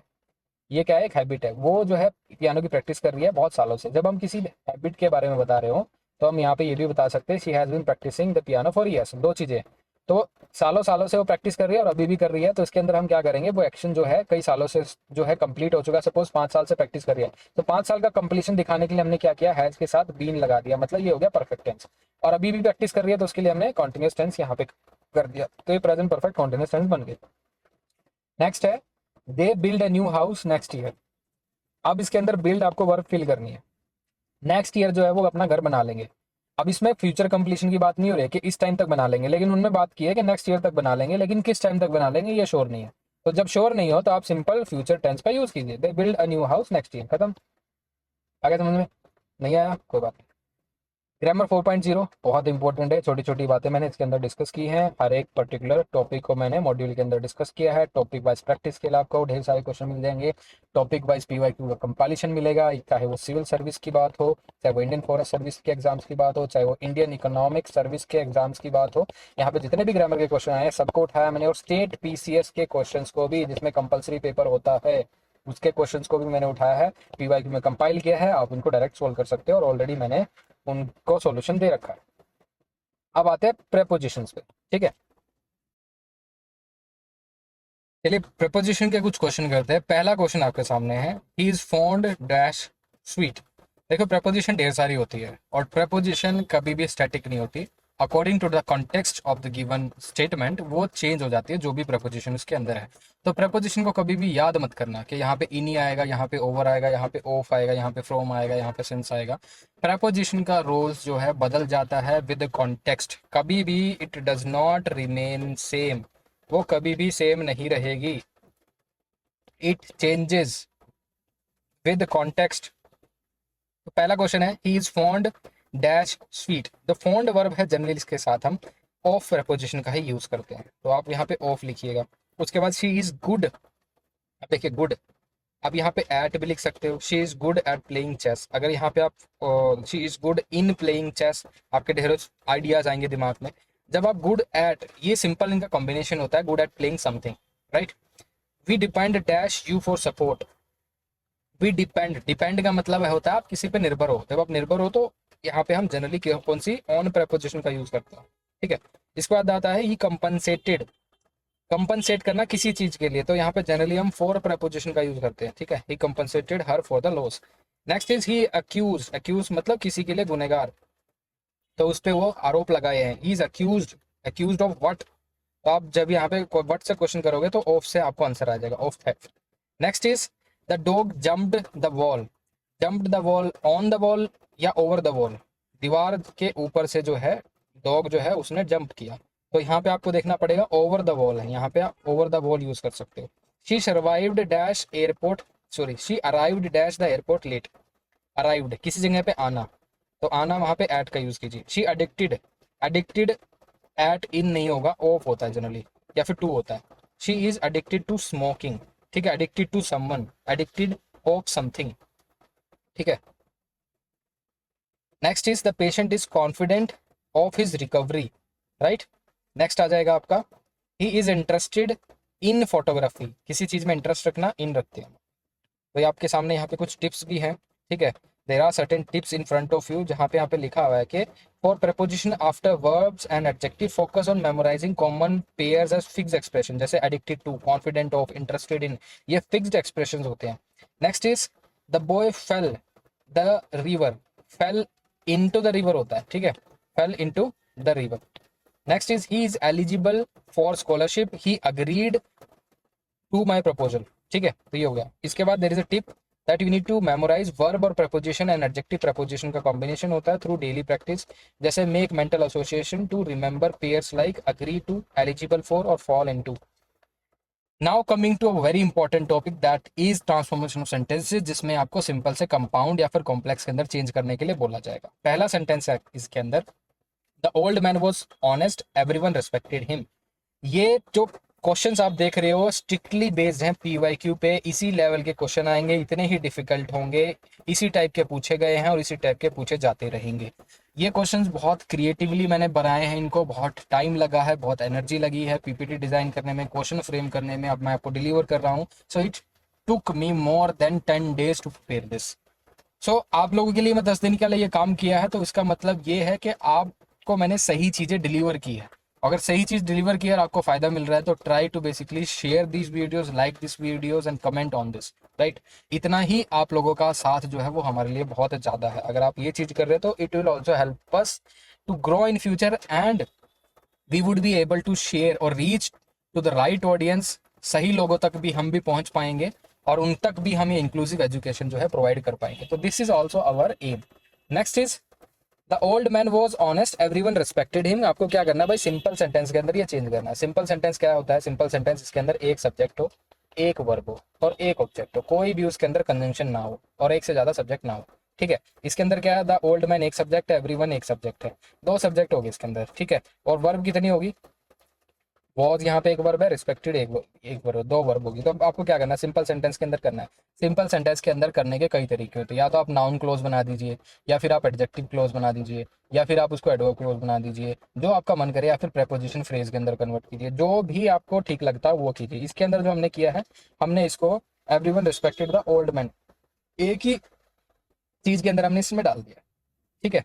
तो हमने ओल्ड मैन की जो क्वालिटी थी वो हमने ओल्ड मैन से पहले लिख दिया ऑनेस्ट। एवरीवन रिस्पेक्टेड हिम जो है किसके लिए, ये जो प्रोनाउन यूज किया गया था हिम, ओल्ड मैन के लिए यूज किया गया था। तो हमने क्या किया, हिम को ड्रॉप कर दिया, डायरेक्ट ओल्ड मैन यहाँ पे लिख दिया। Everyone respected the old man, right, the honest old man, right. It is as simple as that. So everyone respected the honest old man, इसको हमने सिंपल सेंटेंस के अंदर कर दिया। इसके अंदर कितने सब्जेक्ट हैं, एक, everyone. The honest old man क्या हो गया, रिस्पेक्टेड वर्ब का ऑब्जेक्ट, ठीक है। नेक्स्ट चीज, ही worked hard, he pass the exam. Compound sentence के अंदर, कंपाउंड सेंटेंस कौन से होते हैं, जिसके अंदर आप कौन से कंजंक्शंस का यूज कर रहे होते हो, फैन बॉयज। फैन बॉयज बोले थे F for, A for and, N for nor, B for but, O for or, Y for yet, S for so. इसमें से कोई भी कंजंक्शन आपको दिख गया, दैट मीन्स वो जो पर्टिकुलर सेंटेंस होगा वो कंपाउंड सेंटेंस होगा। तो सबका यूसेज अलग है। इसके अंदर कौन सा फिट बैठ सकता है? ही worked hard, he pass the exam, right. He worked hard, he pass the exam, कौन सा इसके अंदर कंजंक्शन जो है फीट बैठेगा? क्या फोर बैठ सकता है? नहीं, फोर को रीजन होता है। एंड क्यूमुलेटिव कंजंक्शन होता है। नोर जो है नेग्लेक्ट करने के लिए होता है। बट जो है एडवर्सेरियल होता है, कुछ नेगेटिव स्टेटमेंट इंट्रोड्यूस करानी हो, अपोजिट रीजन देना हो। और जो है कॉन्ट्रास्ट के लिए होता है। येट जो है एक नेगेटिव रीजन के लिए होता है। सो जो है रिजल्ट के लिए दे सकते हो। तो यहाँ पे क्या होगा? एंड आप यूज कर सकते हो क्यूमुलेटिव, ठीक है। ही worked hard and he pass the exam, simple. Next is he is rich yet he is unhappy. Combine करना कॉम्प्लेक्स के अंदर। कॉम्प्लेक्स के अंदर कौन से कंजंक्शंस होते हैं? सबऑर्डिनेट, सर्च कर लेना। सबऑर्डिनेट कंजंक्शंस होते हैं, जैसे neither, nor, that, because, since, right, as soon as. ये सारे जो कंजंक्शंस हैं ये हमारे कोऑर्डिनेट कंजंक्शंस कहलाते हैं। और ये क्या बनाते हैं? और सॉरी, ये हमारे सबऑर्डिनेट कंजंक्शन कहलाते हैं और ये कॉम्प्लेक्स सेंटेंस बनाते हैं। He is rich yet he is happy. ये कैसा सेंटेंस है? वैसे कंपाउंड है। गिवन सेंटेंस कंपाउंड है क्योंकि इसके अंदर येट कंजंक्शन यूज हुआ है जो कि कोऑर्डिनेटिंग है और कंपाउंड सेंटेंस बनाता है। कोऑर्डिनेट सेंटेंस, कोऑर्डिनेट कंजंक्शन है, कंपाउंड सेंटेंस बना रहा है, आपको कॉम्प्लेक्स के अंदर चेंज करने के लिए बोला है। तो कई बार आपको बोलता है कि इस कंपाउंड सेंटेंस को कॉम्प्लेक्स के अंदर कर दीजिए। तो ये कंपाउंड सेंटेंस है, कॉम्प्लेक्स के अंदर कर रहे हैं इनडायरेक्टली। तो आप इसको कैसे चेंज करोगे? येट को तो ड्रॉप करना ही पड़ेगा, 101% श्योर है। तो येट ड्रॉप करोगे, इसके लिए कौन सा कंजंक्शन यूज करोगे? ही is rich yet he is happy. तो यहाँ पे आप डायरेक्ट जो कंजंक्शन यूज कर सकते हो although. Although for a different reason use होता है, for a opposite reason. Although he is rich he is unhappy. तो अपोजिट रीजन क्या है? ही इज रिच एक अपोजिट रीजन है, ही इज अनहैप्पी, ठीक है। Although he is rich he is unhappy. तो ऑल्दो हमने यहाँ पे यूज कर लिया क्योंकि एक सबऑर्डिनेट कंजंक्शन है। क्या बनाता है? Complex sentence. नेक्स्ट देखते हैं। He came to see me, he wanted to discuss the matter. आपको ये कॉम्प्लेक्स सेंटेंस के अंदर चेंज करना है। तो he came to see me wanted to discuss the matter, हम इसको कैसे चेंज कर सकते हैं? कॉम्प्लेक्स सेंटेंस के अंदर सबऑर्डिनेट कंजंक्शन का यूज करके। इसके अंदर दो सिंपल सेंटेंस है। He came to see me full stop, he wanted to discuss the matter full stop. दो सिंपल सेंटेंस को कन्वर्ट करने के लिए कॉम्प्लेक्स सेंटेंस में कन्वर्ट करना पड़ेगा। तो ये जो गिवन क्वेश्चन है ये डिफरेंट भी हो सकता था कि combine these two simple sentences या combine these two sentences into a complex sentence और इनटू अ वन सेंटेंस, ठीक है। अगर ये बोलता एक सेंटेंस में कन्वर्ट करना तब भी आप कॉम्प्लेक्स के अंदर कन्वर्ट कर सकते थे, ठीक है। तो इसको जब आप कॉम्प्लेक्स के अंदर करोगे तो इसके अंदर सबऑर्डिनेट कंजंक्शन होना बहुत जरूरी है। He came to see me, he wanted to discuss the matter, ठीक है। तो he came to see me because he wanted to discuss the matter would be the right of the right conversion of it. Because हम reasons के लिए use करते हैं। तो because के बाद हमने वो रीजन लिख दिया, ये क्यों आना चाहता था मेरे पास? बिकॉज वो कोई मैटर को डिस्कस करना चाहता था। तो बिकॉज के बाद जो भी आप लिखो वो रीजन होना चाहिए। नेक्स्ट है ही completed his studies, he started his business. आपको इस सिंपल सेंटेंस के अंदर क्या करना है? चेंज करना है। सिंपल सेंटेंस का मतलब one subject, one verb, one object. There must not be more than one verb in it और कोई कंजंक्शन नहीं होना चाहिए सिंपल के अंदर। इसके अंदर आप देखिए दोनों ही सिंपल सेंटेंस है लेकिन दो सिंपल है। आपको दोनों सिंपल को एक सिंपल के अंदर चेंज करना है। तो सिंपल सी बात है, आप इसके लिए कोई भी प्रेपोजिशन फ्रेज का यूज कर सकते हो। He came, he completed his studies, he completed his studies to start his business, ऐसा भी कर सकते हो, ठीक है। He after completed his studies he started his business. तो इन्होंने क्या किया है? आफ्टर कंप्लीटिंग हिज स्टडीज, तो ये क्या बन गया मेरा? ये एक फ्रेज बन गया, ठीक है। ये एक प्रेपोजिशन फ्रेज बन गया। क्या फ्रेज बन गया? Preposition phrase. कैसे पता लगा प्रेपोजिशन फ्रेज है? क्योंकि आफ्टर एक प्रेपोजिशन होती है, उसके बाद जो मैंने लिखा है ये एक फ्रेज है, ये उसका क्या बन गया? ऑब्जेक्ट बन गया, कंप्लीटिंग हिज स्टडीज। तो एक हिसाब से ये एक completing his studies he started his business, ये मेरा एक सिंपल सेंटेंस हो गया। इसके अंदर कोई भी कंजंक्शन नहीं है और कोई भी इसके अंदर दूसरी वर्ब नहीं है, सिर्फ एक ही वर्ब है, स्टार्टेड। कोई लोग अगर इसको बोल रहे हो completed is a verb, verb नहीं है भाई, ये एडजेक्टिव है। तो after completing his studies he started his business, तो ये एक एडजेक्टिव है, प्रेजेंट पार्टिसिपल है।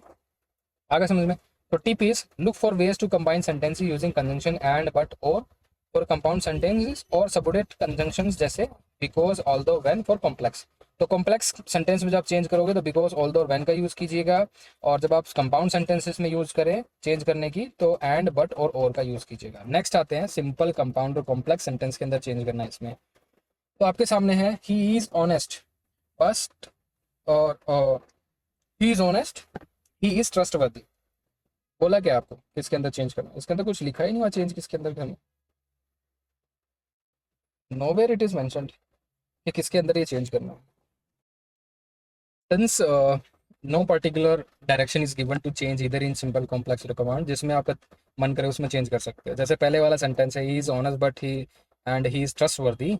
दैट मीन्स इसके अंदर दो सिंपल सेंटेंस है, दो सिंपल सेंटेंस को आप जैसे भी चाहो, आप इसको अगर चाहो कि आप इसमें इसको कंपाउंड के अंदर बदलना चाहते हो, कॉम्प्लेक्स के अंदर बदलना चाहते हो, या फिर इन दोनों सिंपल को एक सिंपल के अंदर कंबाइन करना चाहते हो, तो जैसे आपका मन करे वैसे आप इसको चेंज कर सकते हो। तो जो गिवन सेंटेंस है वो मेरे ख्याल से इसने I think he was it was generally changed into a complex, sorry compound, क्योंकि इसके अंदर एंड जो है वो कंजंक्शन यूज हुआ। तो एंड कंजंक्शन कोऑर्डिनेट होता है और कोऑर्डिनेट कंजंक्शन कंपाउंड बनाते हैं। तो he is honest and trustworthy person, that means इसके अंदर एंड का यूज किया है। एंड क्या होता है, क्यूमुलेटिव कंजंक्शन होता है जो दो क्वालिटी को जोड़ता है। तो ही की दो क्वालिटी क्या है, he is honest and trustworthy. अगर आप चाहो कि he is an honest and he is trustworthy, ऐसे भी लिख सकते हो, he is trustworthy person and he is honest person, तब भी ये ठीक है। लेकिन क्योंकि ही कॉमन हो गया तो ही हमने सेपरेट कर लिया। यहाँ पे लिखने से वो सुपरफ्लुअस हो जाएगा, वो एडिड मीनिंग कुछ ज़्यादा देगा नहीं। ठीक है। दूसरा है he is clever but he is lazy. तो यहाँ पे आप देखिए, यहाँ पे हमने ऑलरेडी जो सेंटेंस है बट का यूज़ किया गया है, राइट। तो बट किसके अंदर यूज़ होता है, कंपाउंड सेंटेंस के अंदर, क्योंकि बट कोऑर्डिनेट कंजंक्शन होता है। और चेंज किसके अंदर करना है, आप इसको कॉम्प्लेक्स के अंदर चेंज कर सकते हो। तो कॉम्प्लेक्स के अंदर इसने ऑल्दो का यूज़ किया है। ठीक है। जब आप इसको ऑल्दो का यूज़ करके चेंज करोगे, तो ऑल्दो मैंने आपको बताया था, although is for a opposite reason. Although is clever and he is lazy, तो ऑल्दो इसलिए यूज होता है। Next is he studies hard to pass the exam. और ये गिवन सेंटेंस कैसा है, सिंपल है, कॉम्प्लेक्स है, कंपाउंड है। He studies hard to pass the exam simple sentence है, क्योंकि इसके अंदर एक ही क्या है, सब्जेक्ट है, उसके बाद एक वर्ब है, हार्ड जो है एडजेक्टिव हो गया। ठीक है। टू पास इन्फिनेटिव हो गया, द एग्जाम। ठीक है। टू पास का क्या है, सब्जेक्ट ही है। तो he studied hard to pass the exam, change किसके अंदर कर दिया, चेंज ये कर दिया कॉम्प्लेक्स के अंदर, क्योंकि इसके अंदर दैट कंजंक्शन का यूज कर लिया। ही studied hard so that he may pass the exam. ठीक है। ही studied hard so that he may pass the exam. Next is he is honest everybody trust him. तो सिंपली दो सेंटेंस है इसके अंदर, दोनों सेंटेंसेस को कंबाइन किया, इधर सिंपल और इन अ कंपाउंड और इन अ कॉम्प्लेक्स। तो everybody trust him for is honesty, ये सिंपल सेंटेंस है भाई। Everybody trust him for is honesty, ये सिंपल सेंटेंस है, क्योंकि इसके अंदर एक ही सब्जेक्ट है, उसके बाद एक वर्ब है, उसके बाद एक ऑब्जेक्ट हो गया, और उसके बाद एक एडवर्ब फ्रेज होगी, फॉर इज ऑनेस्टी, खत्म। He pass the exam due to hard work, ये कैसा सेंटेंस है, सिंपल, क्योंकि ही सब्जेक्ट हो गया, पास्ट वर्ब होगी, द एग्जाम उसका ऑब्जेक्ट हो गया, और ड्यू टू हार्ड वर्क क्या होगा, ये प्रेपोजिशन फ्रेज होगी। ठीक है। ड्यू टू प्रेपोजिशन है, हार्ड वर्क उसका एडजेक्टिव होगा, एक फ्रेज होगी। तो इसको किसमें चेंज किया इसने, मेरे हिसाब से इसने इसको दोबारा से कॉम्प्लेक्स सेंटेंस के अंदर चेंज किया है। तो कॉम्प्लेक्स सेंटेंस के चेंज करने के लिए आपको सबऑर्डिनेट कंजंक्शन का यूज करना पड़ेगा, वही इसने किया है। He pass the exam because he worked hard. इतना समझ में आया। बहुत डीपली मैंने ग्रामर 4.0 के अंदर बताया, मैं आपको टॉप सेंटेंसेस क्वेश्चन बता रहा हूँ, जिसको आपको पेपर से पहले सोल्व करने चाहिए। Next is simple compound complex sentences. पहला है he had a good character everyone likes him. दो सिंपल सेंटेंस है, किसके अंदर चेंज करना चाहोगे, सिंपल सेंटेंस के अंदर कर लेते हैं। ठीक है। Everyone likes him for his good character. ठीक है। एवरीवन लाइक्स हिम, ये क्या हो गया मेरा, it is the main close, और उसके बाद फॉर हिज गुड कैरेक्टर क्या हो गया, ये प्रपोजिशन फ्रेज होगी, जो किसके लिए यूज हुई है, हिम के लिए यूज हुई है, फॉर हिज गुड कैरेक्टर। ठीक है। एक तरह से एडजेक्टिव फ्रेज होगी जो हिम के लिए यूज हुई है। Next is he ran fast he won the race. He ran fast he won the race, इसमें ध्यान से देखिए, हम इसको किस में चेंज कर सकते हैं, हम इसको कंपाउंड के अंदर चेंज कर सकते हैं। He ran fast and he won the race. ठीक है। कंपाउंड सेंटेंस के अंदर चेंज हो गया, क्योंकि इसमें हमने एंड कंजंक्शन जो कोऑर्डिनेट कंजंक्शन है वो यूज कर लिया। ही is honest and he is diligent, he is honest and diligent person. तो दोनों के अंदर क्यूमुलेटिव जो है कंजंक्शन यूज किया है। क्यूमुलेटिव कंजंक्शन का मतलब है दो क्वालिटी या फिर दो एक्शंस को आपस में जोड़ने के लिए। He ran fast and he won the race, he is honest and diligent person. समझ में आ गया। Okay. There is another announcement with respect to PYQ genius. अगर आप प्रीवियस क्वेश्चंस एमसीक्यू के पेपर 1 के of CDS, CPF, civil service, CSF, LDC, geo scientist solve करना चाहते हैं विद ग्रेट एक्सप्लेनेशन और topic wise and year wise segregated, okay, only the mainly the year wise segregated, अभी topic wise नहीं है, तो you can go and check this particular course PYQ genius. Next आता है क्वेश्चन टैग, बहुत important है my dear. Question tags are really really important for your exam. Question tag में दो चीज ध्यान रखनी है। कि आप सिर्फ क्वेश्चन टैग में क्या लिख सकते हो, एक तो प्रोनाउन लिख सकते हो, पहली चीज। और दूसरी चीज, जो भी आप इसके अंदर वर्ब लिखोगे वो कॉन्ट्रैक्टेड फॉर्म में होगी, ठीक है, कॉन्ट्रैक्टेड फॉर्म में होगी, बस इतना समझ में आना चाहिए। क्वेश्चन टैग जब पॉजिटिव होगा जब स्टेटमेंट नेगेटिव होगी, ठीक है। दूसरा, क्वेश्चन टैग जब नेगेटिव होगा जब स्टेटमेंट पॉजिटिव होगी। क्वेश्चन टैग किस लिए यूज होता है? To extract the some answers from the listener. कोई भी लिसनर से आंसर एक्सट्रैक्ट करने के लिए हम जो है क्वेश्चन टैग का यूज करते हैं। लिसनर से आंसर को एक्सट्रैक्ट करने के लिए हम क्वेश्चन टैग का यूज करते हैं। पहला क्वेश्चन आपके सामने, ही रियरली अटेंड पार्टीज। अब ही सब्जेक्ट हो गया और ये प्रोनाउन को भी हमें यूज करना है। अब रेयरली है, रेयरली का मतलब कभी कभी, तो it's some sort of a negative, ये एक तरह का नेगेटिव है, ठीक है। तो हम यहाँ पे नेगेटिव सेंटेंस हमें मिल रहा है तो हमें क्वेश्चन टैग कैसा देना होगा? पॉजिटिव। तो हम डायरेक्टली यहाँ पे डज ही का यूज कर सकते हैं। मैंने बताया था इसके अंदर एक तो आपको प्रोनाउन ही यूज करना है, ही हमने यूज किया। दूसरा, इसके अंदर आप ऑक्सिलरी वर्ब ही यूज करोगे, मेन वर्ब नहीं यूज करोगे, सिर्फ ऑक्सिलरी वर्ब। और ऑक्सिलरी वर्ब इसमें कहीं दिख नहीं रही, लेकिन यहाँ पे अटेंड वर्ब जरूर है। अटेंड वर्ब कैसी है? Present continuous. तो प्रेजेंट कॉन्टिन्यूस के हिसाब से हमें क्या यूज करना पड़ेगा? डज, ठीक है। ही जो है सिंगुलर है, सिंगुलर के लिए डज आएगा। वैसे आपके पास तीन ऑप्शन होते हैं, डू, डज और डिड।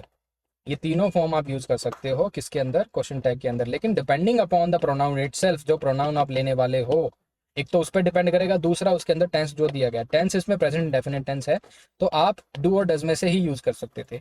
आप डज क्यों यूज किया? क्योंकि ही जो है सिंगुलर है, इसलिए डज यूज किया। समझ में आ गया? Next is you like ice cream. Question tag दीजिए इसके अंदर, यू प्रोनाउन ही यूज करना है क्योंकि ये आपको ऑलरेडी दिया हुआ है। लाइक जो है वर्ब है, प्रेजेंट इंडेफिनिट टेंस है, तो इसका मतलब जो है आप क्या यूज करोगे इसके अंदर? डू या फिर डस। इतना पता चल गया आपको, ठीक है। अब यू के लिए आप डू यूज करोगे या डज? यू के लिए तो आप डू यूज करोगे ना। उसके बाद तीसरी चीज, गिवन सेंटेंस कैसा है? पॉजिटिव नेगेटिव है? पॉजिटिव है, तो क्वेश्चन टैग कैसा होगा? नेगेटिव। कैसा हो गया? Don't you. आगे चलते हैं, they haven't seen the movie yet. दो चीजें, पहला प्रोनाउन हो गया पक्का दे, दूसरी चीज गिवन सेंटेंस नेगेटिव है, इसका मतलब क्वेश्चन टैग पॉजिटिव होगा। तीसरी चीज, इसके अंदर ऑलरेडी ऑक्सिलरी वर्ब है हैव, तो हैव आप यूज कर लीजिए, और हैव के लिए दे यूज किया गया है, तो आप खाली यहाँ पे हैव दे लिख लीजिए। तीसरी चीज, every one attended the meeting. एक इंपॉर्टेंट चीज है इसके अंदर, every one attended the meaning. काफी लोग सोचते हैं एवरी वन क्योंकि प्लूरल है तो इस हिसाब से हमें क्या यूज करना पड़ेगा? इस हिसाब से हमें डू का यूज करना पड़ेगा। नहीं, समझो इस बात को, एवरी वन क्या होता है? सिंगुलर होता है वैसे तो। It is distributive in nature but singular in it singular in sense, ठीक है। ये वैसे ये डिस्ट्रीब्यूटिव इन नेचर होता है, सब में बांटता है, लेकिन ये इसमें हम जनरली वर्ब जो यूज करते हैं इसके साथ सिंगुलर करते हैं, इसके लिए सिंगुलर का मीनिंग देता है। तो एवरीवन, ध्यान से देखो, एवरीवन तो हमारा हो गया यहाँ पे, एवरीवन इज द सब्जेक्ट है। उसके बाद जो वर्ब यूज किया अटेंड, जो कि वर्ब की सेकंड फॉर्म है, ठीक है। तो पास्ट टेंस हमें दिख रहा है, यहाँ तक हमें समझ में आ गया। इसके बाद हम देखते हैं एवरीवन जो है, इसके लिए कौन सा प्रोनाउन यूज कर सकते हैं? Since it is of distributive nature and plural in nature, और यहाँ पे हम दे का यूज करेंगे, ठीक है। तो हम यहाँ पे दे का यूज करेंगे, लेकिन इसके साथ जो वर्ब यूज करते हैं वो सिंगुलर यूज होती है हमेशा, ठीक है। वो कैसी वर्ब यूज होती है? सिंगुलर, ठीक है। तो सिंगुलर वर्ब होती है, तो अटेंडेड के साथ हमने डू, डज और डिड, ठीक है। इसमें से कौन सा यूज करना पड़ेगा? क्योंकि अटेंडेड वर्ब की सेकंड फॉर्म है तो हम डिड ही यूज कर पाएंगे, डिड एंड दे। और जो पर्टिकुलर सेंटेंस गिवन है वो कैसा है? पॉजिटिव। हमें नेगेटिव क्वेश्चन टैग देना है। अगला देखते हैं, we should help the poor. Okay, positive बात है, सेंटेंस तो पॉजिटिव है। दूसरा, वी प्रोनाउन का यूज करेंगे। तीसरा, इसके अंदर हेल्प जो वर्ब है ये हमें दिख रही है, लेकिन हम ये वर्ब नहीं लिख सकते, हमें यहाँ पे क्या लिखना पड़ेगा? कोई ऑक्सिलरी वर्ब। तो हमें ये देखना है कि ऑक्सिलरी वर्ब तो यहाँ पे दिखी नहीं हुई, लेकिन यहाँ पे मोडाल जरूर दिया हुआ है, तो मोडाल का यूज कर सकते हैं या फिर ऑक्सिलरी वर्ब। तो हम शुड नॉट भी लिख सकते हैं, गिवन सेंटेंस क्योंकि पॉजिटिव था तो हमने नॉट लिखा। इन सब के अंदर ये देखिए, जो भी हम नेगेटिव के अंदर चीज लिख रहे हैं हमेशा कॉन्ट्रैक्टेड फॉर्म में लिखिए। अगर कोई कैंडिडेट ऐसे लिखता हुआ मिल गया, शुड नॉट बी, गलत, no marks would be given. किसी ने ऐसे लिखा डू नॉट यू, गलत, नहीं मार्क्स मिलेगा। किसी ने ऐसे लिखा डिड नॉट दे, गलत, मार्क्स नहीं मिलेगा। It should be in contracted form only. बस एक एक्सेप्शन है, जहां भी आपको एम आई मिल जाए, ठीक है। एम आई की कॉन्ट्रैक्टेड फॉर्म नहीं होती, इसलिए हम उसको आर्ट आई लिखते हैं, ठीक है। क्वेश्चन टैग के अंदर, क्वेश्चन टैग के अंदर एम आई नहीं लिखा जाता, आर्ट आई लिखा जाता। नेक्स्ट आते हैं, you want forget me. Negative है ऑलरेडी, प्रोनाउन यू यूज कर सकते हो, ठीक है, प्रोनाउन हम यू यूज कर सकते हैं, उसमें कोई प्रॉब्लम नहीं। उसके बाद एक चीज देखिए,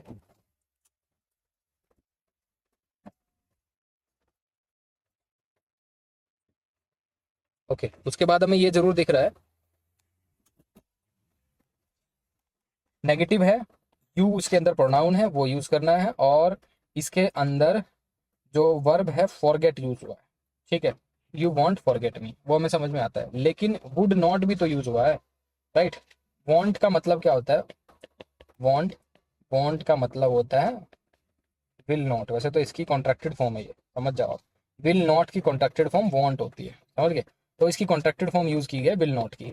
तो हमें पता चल गया कि विल जो है ये इसमें ऑक्सिलरी वर्ब हो गया, और यू जो है हमारा प्रोनाउन हो गया, और गिवन सेंटेंस नेगेटिव है तो हमें क्वेश्चन टैग के अंदर पॉजिटिव क्वेश्चन टैग यूज करना है, खाली विल यू यूज कर लेंगे। Next is let's go for a walk. अच्छा, let's go for a walk, yes definitely we can go for a walk. Let's go for a walk किसके लिए use हुआ है, दो के लिए, एक मैं और एक तुम, मतलब number of people are more, ठीक है। तो number of people if more then two है या फिर टू है तो वहां पे प्लूरल होगा, कोई ना कोई प्रोनाउन प्लूरल होगा। तो प्लूरल प्रोनाउन के लिए इतना तो पता चल गया आपको बी यूज करना है। दूसरा ये देखिए इसके अंदर, क्योंकि let's go for a walk एक हिसाब से इंपेरेटिव है, कोई आप उनसे ऑर्डर एडवाइस या फिर रिक्वेस्ट कर रहे हो तो आप यहाँ पे शेल का यूज कीजिएगा, तो शेल भी हो जाएगा। Next is you can speak French. तो हम लिसनर से पूछ रहे हैं, एक क्वेश्चन पूछने की कोशिश कर रहे हैं, क्या आप जो है फ्रेंच बोलते हो। तो इस केस में आप क्या करोगे, नेगेटिव क्वेश्चन टैग दोगे। तो हम क्या करेंगे, कैन यू स्पीक फ्रेंच, तो हम यहाँ पे कैन मोडाल का यूज कर सकते हैं, और इसको कॉन्ट्रैक्टेड फॉर्म में लिखेंगे नॉट के साथ, और फिर हम यू लिख देंगे, ठीक है। तो कांट यू, उसके बाद आता है यू लाइक पिज्जा, फिर उसके बाद हम बोल देंगे डोंट यू, ठीक है, क्योंकि यहाँ पे जो गिवन सेंटेंस है ये पॉजिटिव है, हम उसको नेगेटिव कॉन्ट्रैक्टेड फॉर्म के अंदर चेंज करना, as simple as that, right. उसके बाद आते हैं you should respect your elders, और बाद में क्या लिखा है, क्वेश्चन मार्क दिया हुआ है। तो you should respect your elders के क्या है, ये ऑर्डर एडवाइस है, इंपेरेटिव सेंटेंस है। तो हमें यहाँ पे समझ में आ गया यू तो हमें लिखना ही लिखना है, उसके बाद शुड जो है क्योंकि एक मोडाल है उसको भी यूज करना पड़ेगा, और गिवन सेंटेंस जो है पॉजिटिव हमें नेगेटिव यूज करना पड़ेगा, तो डायरेक्टली क्या हो जाएगा शुडंट यू, ठीक है।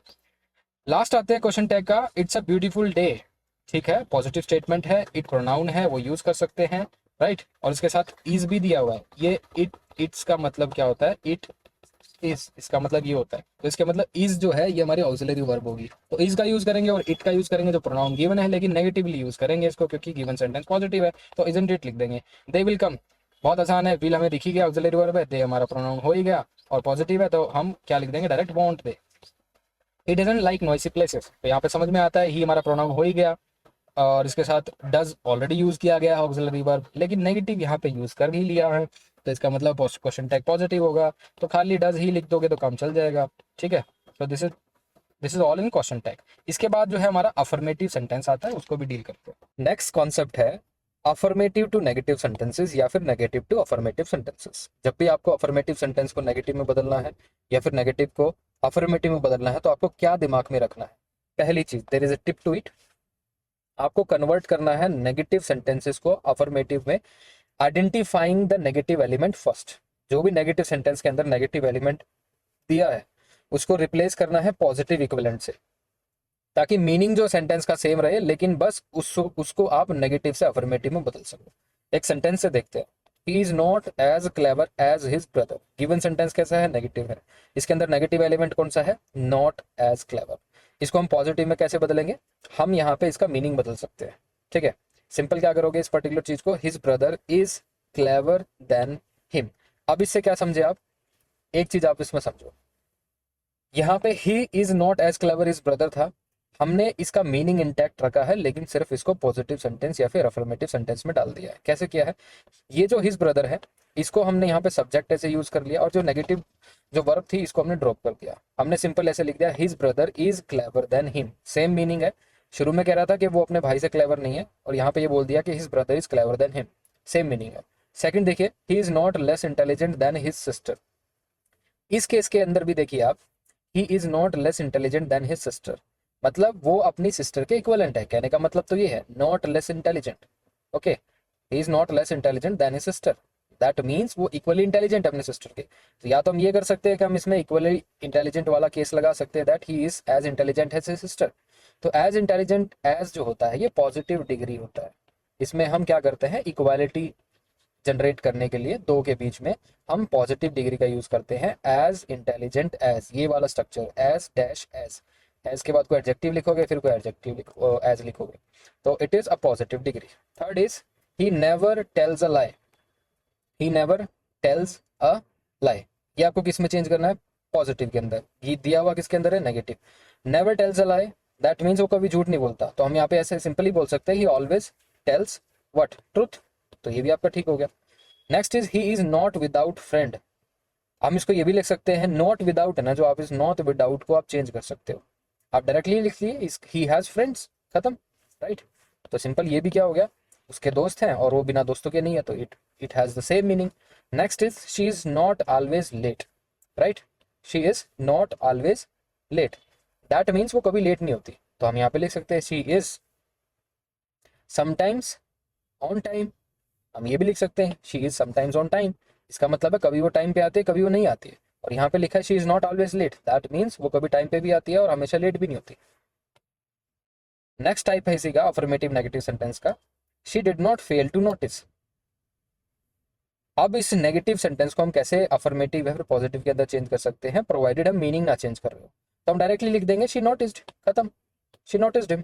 Next is he is not unfriendly, that means he is friendly, वो नो अनफ्रेंडली नहीं है, that means he is friendly, तो डायरेक्टली लिख दिए he is friendly. Next is she is not always wrong, that means sometimes she is right, right, तो हम ये भी लिख सकते हैं she is sometimes right. She is not unhappy with her new job, मतलब वो खुश है अपनी नई जॉब से, इसका मतलब ये है she is not unhappy, that means she is happy, तो हम डायरेक्टली ये लिख सकते हैं she is happy with her new job. Next is she is never happy, अब ये थोड़ा सा ट्रिकी है, शी इज नेवर हैप्पी, वो कभी भी खुश नहीं होती, तो आपको मीनिंग सेम रखना है लेकिन पॉजिटिव में इसको चेंज करना है, तो शी इज ऑलवेज अनहैप्पी लिख सकते हो, ठीक है। नेवर ये सब जो एडवर्ब होती है, नॉट ये होता है, नॉट अनफ्रेंडली, ये सब चीज़ें जो होती हैं सेंटेंस को नेगेटिव स्ट्रक्चर में कन्वर्ट कर देती हैं। और ऑलवेज जो आपने यूज़ कर लिया पॉजिटिव बना देगी, अनहैप्पी जो है एडजेक्टिव है वो दिखा देगा कि उसमें पर्टिकुलर चीज़ जो है वो अनहैप्पीनेस उसकी दिखा रही है, लेकिन नेगेटिविटी नहीं है उसके अंदर। तो जब आप भी कोई भी नेगेटिव सेंटेंसेस को पॉजिटिव या फिर अफर्मेटिव के अंदर चेंज कर रहे हो, तो you should always look for double negative, not और अन को आप क्या है पॉजिटिव के अंदर चेंज कर सकते हो, और एडवर्ब जो दी होगी नेगेटिव, जैसे नेवर को ऑलवेज के अंदर, नथिंग को एवरीथिंग के अंदर, नोबडी को एवरीबॉडी के अंदर, ठीक है। नेक्स्ट इज अफर्मेटिव और नेगेटिव सेंटेंसेस। अफर्मेटिव और नेगेटिव सेंटेंसेस का एक और पार्ट है, she is not without hope, that means she has hope, है ना, उसके पास कोई होप है। It is not impossible to achieve this goal, इसका क्या मतलब हुआ, it is not impossible to achieve this goal, that means it is possible to achieve this goal, इसका मतलब है ये पॉसिबल है अचीव करना गोल को। नॉट इम्पॉसिबल का मतलब ही इम्पॉसिबल होता है, राइट, नॉट इम्पॉसिबल का मतलब ही क्या होता है, पॉसिबल, तो डायरेक्टली इस नेगेटिव को मैंने पॉजिटिव के अंदर चेंज कर दिया, मीनिंग सेम रहा। She is not always rude, that means sometimes she is polite, तो ये लिख सकते हैं शी इज पोलाइट समटाइम। तो ये आपको देखना है कि नॉट विदाउट को आप हैज के अंदर चेंज कर सकते हो, नॉट इम्पॉसिबल को पॉसिबल के अंदर चेंज कर सकते हो। नेक्स्ट है कंपैरेटिव सुपरलेटिव स्ट्रक्चर में कैसे चेंज करना होता है गिवन सेंटेंस।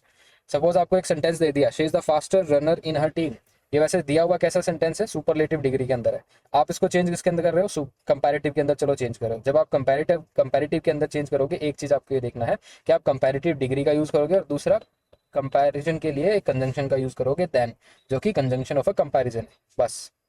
फास्टेस्ट यहाँ पे क्या, सुपरलेटिव डिग्री, इसको आप कंपैरेटिव डिग्री के अंदर डाल के आप इसको इजीली चेंज कर सकते हो, जैसे इसके अंदर किया है, she is faster than any other runner in her team. एक चीज आप इसमें ध्यान रखिएगा, जब भी आप सुपरलेटिव से कंपैरेटिव करोगे तो उसके अंदर आप देन एनी अदर का यूज कीजिएगा, देन एनी अदर, और उसके बाद जिससे कंपैरिजन करना रनर, ठीक है। तो इसका मतलब हो गया she is faster than any other runner in her team, तो इसका जो कंपैरिजन है एक रनर से हो रहा है, लेकिन यहाँ पे इसका जो कंपैरिजन हो रहा है, यहाँ पे कंपैरिजन नहीं हो रहा है, लेकिन she is positioned at the fastest runner in her team, पूरी टीम से उसका कंपैरिजन हो रहा है, यहाँ पे सिर्फ एक रनर से। नेक्स्ट केस के अंदर देखिए, few cities, very few cities in the world are as beautiful as Paris, तो that means no other city in the world are as beautiful as Paris, या फिर आप इसको भी देख सकते हो, very few cities in the world are as beautiful as Paris. Given sentence जो है ये स्ट्रक्चर फॉलो कर रहा है एज एडजेक्टिव एज का, that means it's a positive degree, ये पॉजिटिव डिग्री का सेंटेंस है, और पॉजिटिव डिग्री का जब सेंटेंस है माय डियर, इसको हमें किस में चेंज करना है, या तो आप कंपैरेटिव के अंदर कीजिए या फिर सुपरलेटिव के अंदर कीजिए, तो यहाँ पे आप इसको सुपरलेटिव कंपैरेटिव के अंदर कर सकते हैं। यहाँ पे गिवन सेंटेंस जो है ये कंपैरेटिव के अंदर कर दिया है, Paris is more beautiful then most other cities in the world. एक चीज इसमें ध्यान देखिए कि पेरिस को हमने जो लास्ट में लिखा था उसको हम आगे उठा के ले आए हैं, फिर हमने कंपैरेटिव डिग्री का यूज कर लिया, मोर ब्यूटीफुल, देन हम यूज करते ही हैं क्योंकि कंपैरेटिव कंजंक्शन है। फिर उसके बाद हमने कंपेयर किया किससे, other cities in the world, बाकी सिटीज के साथ, ठीक है। तो पेरिस जो है is more beautiful than other cities in the world, that is the comparative degree, and very few cities in the world are as beautiful as Paris, that is positive degree. Third is no other metal is as heavy as lead, ये भी positive degree का ही है। हम इसको किस में change कर रहे हैं, we are changing is in again comparative degree. तो हमने क्या किया, लेड को उठा लिया, लेड को आगे लिख लिया, फिर हमने लिखा कंपैरेटिव डिग्री हैवियर, उसके बाद कंजंक्शन लिख दिया, देन फिर हमने एनी अदर मेटल लिख दिया, ठीक है। उसके बाद gold is more expensive than any other metal, ये ऑलरेडी किस में है, कंपैरेटिव डिग्री के अंदर है। किसके अंदर चेंज करना चाहोगे, सुपरलेटिव के अंदर। तो हम क्या कर सकते हैं, gold is the most expensive metal, ठीक है। मीनिंग सेम है सब में, gold is more expensive than any other metal और gold is the most expensive metal, right. उसके बाद he is the most intelligent student in the class, right. अब हम इसको किस में चेंज करने जा रहे हैं, कंपैरेटिव के अंदर। दिया हुआ किस में है, द मोस्ट इंटेलिजेंट सुपरलेटिव के अंदर। तो अब जब हम इसको कंपैरेटिव के अंदर चेंज करेंगे तो दो चीजें याद रखनी है, तो कंपैरेटिव डिग्री यूज करनी है और देन यूज करना है, और एनी अदर उसके बाद लिखना है। एनी अदर स्टूडेंट लिखोगे क्योंकि कंपैरिजन उसके साथ है। So he is more intelligent than any other student in the class, ठीक है। स्टूडेंट टिप है, आप वीडियो यहाँ पे पोज करके इसको पढ़ सकते हो और इंटरनलाइज कर सकते हो। नेक्स्ट आता है कंपैरेटिव और सुपरलेटिव डिग्री का कुछ और क्वेश्चन है, बहुत इंपॉर्टेंट है। India is not as large as Russia, ये जो सेंटेंस देख रहे हो, India is not as large as Russia, ये पॉजिटिव डिग्री का है वैसे, right. Positive degree, as large as positive के अंदर यूज होता है।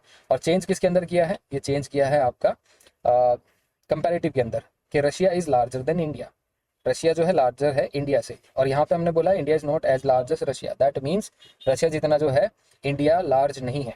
मीनिंग दोनों के अंदर सेम है, इसमें पॉजिटिव था और इसमें क्या है, कंपैरेटिव डिग्री है बस। No other mountain in the world is as high as Mount Everest, positive degree दिया हुआ है। हमें क्या करना है, हम इसको सुपरलेटिव या फिर कंपैरेटिव के अंदर कर सकते हैं। हमने ये कर दिया किसके अंदर, सुपरलेटिव के अंदर। तो Mount Everest is the highest mountain in the world, ठीक है। माउंट एवरेस्ट जो है हाईएस्ट माउंटेन है इन द वर्ल्ड, इसका मतलब ये है, इसको हमने एब्सोल्यूट बना दिया इस क्वालिटी को, तो माउंट एवरेस्ट सबसे हाईएस्ट है, राइट। इसमें हमने क्या किया था, no other mountain in the world is as highest Mount Everest, okay. Another is Australia is the largest island in the world, ये सुपरलेटिव में ऑलरेडी है। हम इसको किस में कंपेयर करना चाह रहे हैं, अब हम इसको कंपैरेटिव डिग्री के अंदर डाल देंगे। तो हम डायरेक्टली लिख सकते हैं Australia is larger than any other island in the world. Another is Shakespeare is one of the greatest play writer और प्ले राइट्स, तो ये ऑलरेडी किस में है, सुपरलेटिव के अंदर है। लेकिन इसके अंदर ये एब्सोल्यूट नहीं है कि शेक्सपियर ही है ग्रेटेस्ट प्ले राइटर, ये एब्सोल्यूट नहीं है, लेकिन उससे रिलेट कर रहा है कि one of the greatest play right में से एक है। तो इसको किस में चेंज कर दिया है, कंपैरेटिव के अंदर चेंज कर दिया कि Shakespeare is greater than any other play writer. Next is he is not the most disciplined student, that means ये जो है गिवन स्टूडेंट, तो गिवन जो क्वेश्चन है ये ऑलरेडी आपका सुपरलेटिव के अंदर है, लेकिन इसको हम किस में कर सकते हैं, कंपैरेटिव के अंदर। He is less disciplined than many other students, right. He is less disciplined than many other students. Next is comparative और सुपरलेटिव, ठीक है। कंपैरेटिव और सुपरलेटिव, और भी इसके कुछ एग्जांपल्स आपके सामने हैं। No other book is as interesting as this one, no other book is as interesting as this one, किसके अंदर चेंज करें, गिवन सेंटेंस वैसे कैसा है, पॉजिटिव। जब हम इसको कंपैरेटिव या सुपरलेटिव के अंदर चेंज करेंगे तो सिंपल है, the book is more interesting than any other. हमने सिंपली द बुक को उठा लिया, उसके बाद हमने कंपैरेटिव डिग्री लिख दी, मोर इंटरेस्टिंग, राइट। और उसके बाद हमने कंजंक्शन यूज कर लिया, और उसके बाद एनी अदर लिख दिया। एनी अदर किसके लिए यूज हुआ है, बुक के लिए, any other book. Next is no other animal is as loyal as a dog, ठीक है। गिवन सेंटेंस पॉजिटिव डिग्री के अंदर है, किसके अंदर चेंज करना है, कंपैरेटिव या सुपरलेटिव डिग्री के अंदर, जिसमें आपका मन करे उसके अंदर चेंज कर दीजिए, क्योंकि दोनों में ऑप्शन है। लेकिन एग्जाम के अंदर आपको ऑप्शन नहीं दिए जाते, एग्जाम में आपको बोला जाता है कि आपको सिर्फ कंपैरेटिव या फिर सुपरलेटिव डिग्री के अंदर चेंज करना है।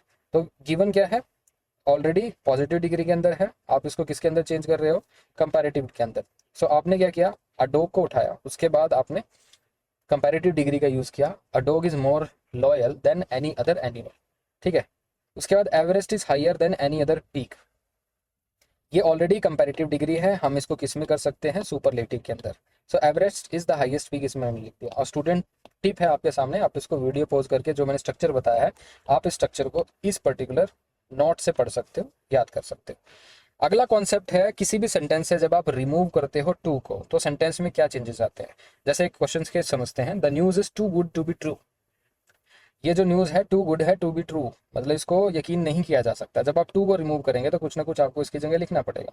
तो आप यहाँ पे क्या करोगे, the news is so good that it can not be trusted, या तो ये हो सकता है, ठीक है, it can not be trusted, और it can not be true. This news is so good that it can not be true, ये लिख सकते हो, दोनों चीज़ हो सकती है। Next is he is too weak to walk. Too को रिमूव करोगे तो आप सो यूज़ करोगे, सो और दैट जो है कोरिलेटिव होते हैं, पेयर में ही आएगा। तो आप जैसे ही टू रिमूव करोगे सो और दैट आ जाएगा इस पिक्चर में। तो आपने लिखा he is so weak that he can not walk. Next is she is too proud to admit her mistake. जैसे ही टू रिमूव करोगे सो और दैट पिक्चर में आ जाएगा। She is so proud that she can not admit her mistake. The box is too heavy for me to lift. जैसे ही आप इसमें टू को रिमूव करोगे सो और दैट अगेन से पिक्चर में आ जाएगा। The box is so heavy that I can not lift it. अगर कोई इसमें ऐसे लिखेगा the box is so heavy that it can not, और सॉरी इसमें आप दो तरीके से लिख सकते हो, या तो आप ऐसे लिखो the box is so heavy that I can not lift it, या फिर इसको ऐसे लिख सकते हो the box is so heavy that it can not be lifted. Passive बनाना पड़ेगा, ठीक है। Next is the coffee is too hot to drink. यहाँ पे आप टू को ड्रॉप करोगे तो सो लिखोगे the coffee is so hot that it can not B drunk. तो कॉफी को पिया नहीं जा सकता, यहाँ पे भी पैसिव बनाया है, ठीक है। तो ये आपके सामने एक टिप है, इसको याद करिएगा। रिमूव टू के और भी आपके सामने एग्जाम्पल है। It is never too late to learn. तो it is never too late to run, ये इसके अंदर क्या लिखा है लर्न के अंदर। तो आप सिंपली यहाँ पे देखिए टू को जब आप ड्रॉप करोगे तो सो आएगा directly. It is never so late that one can not learn. उसके बाद the puzzle is too difficult for me to solve. Too को जैसे ही ड्रॉप करोगे फिर से सो आ जाएगा। The puzzle is so difficult that it can not be solve. उसके बाद देखिए the water is too cold to swim in. Again वही बात बनेगी, the water is so cold that one can not swim in it. उसके बाद देखिए he is too proud for begging. यहाँ पे दोबारा से आप यूज कर सकते हैं he is so proud that he will not bag.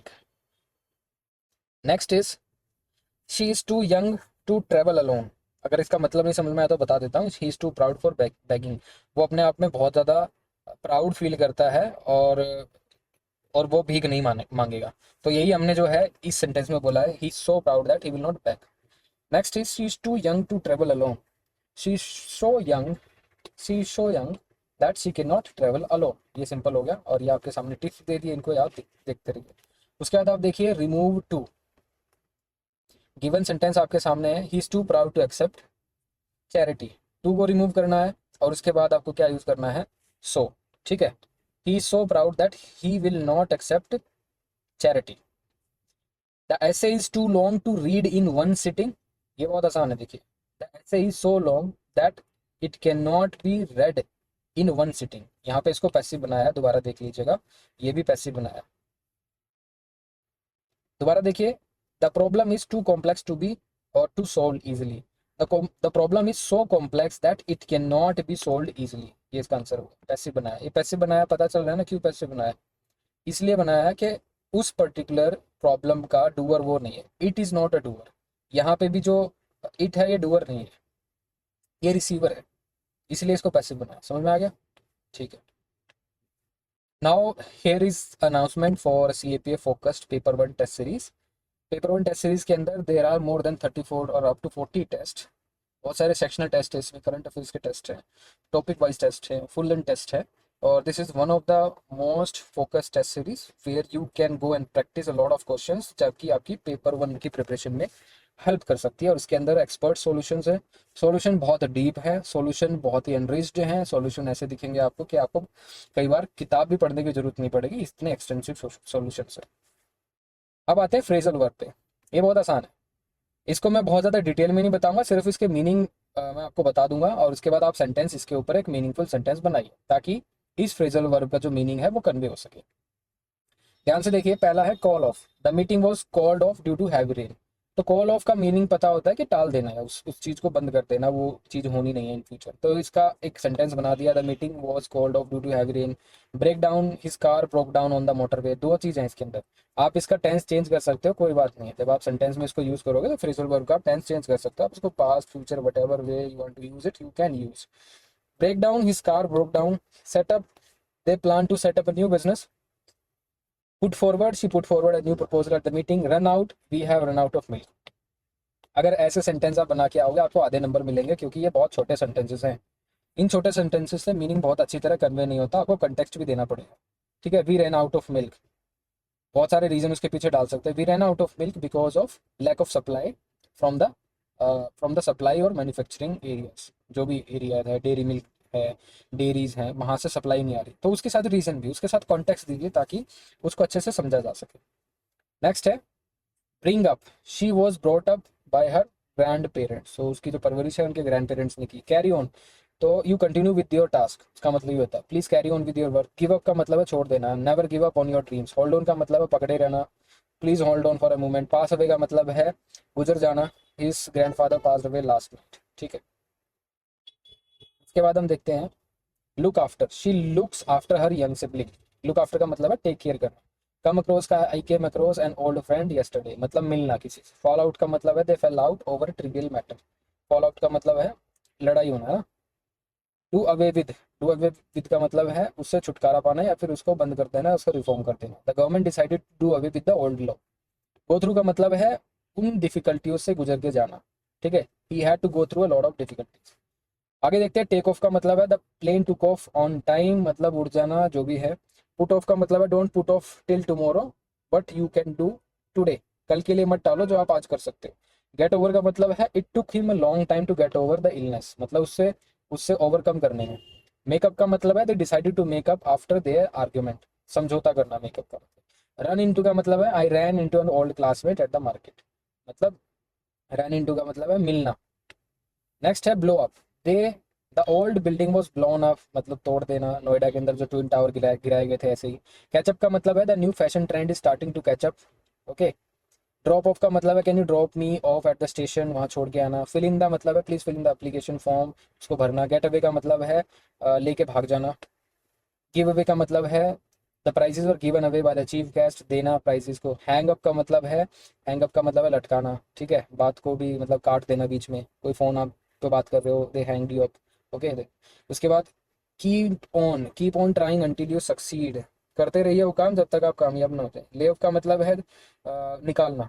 Make for का मतलब है the birds made for the south as winter approached, make for मतलब जर्नी तय करना। नेक्स्ट है look up, I need to look up the meaning of this word. Okay, look up मतलब ढूंढना। Bring fourth का मतलब है सामने लेके आना। ओके, कॉल फॉर का मतलब है इमीडिएट एक्शन लेना।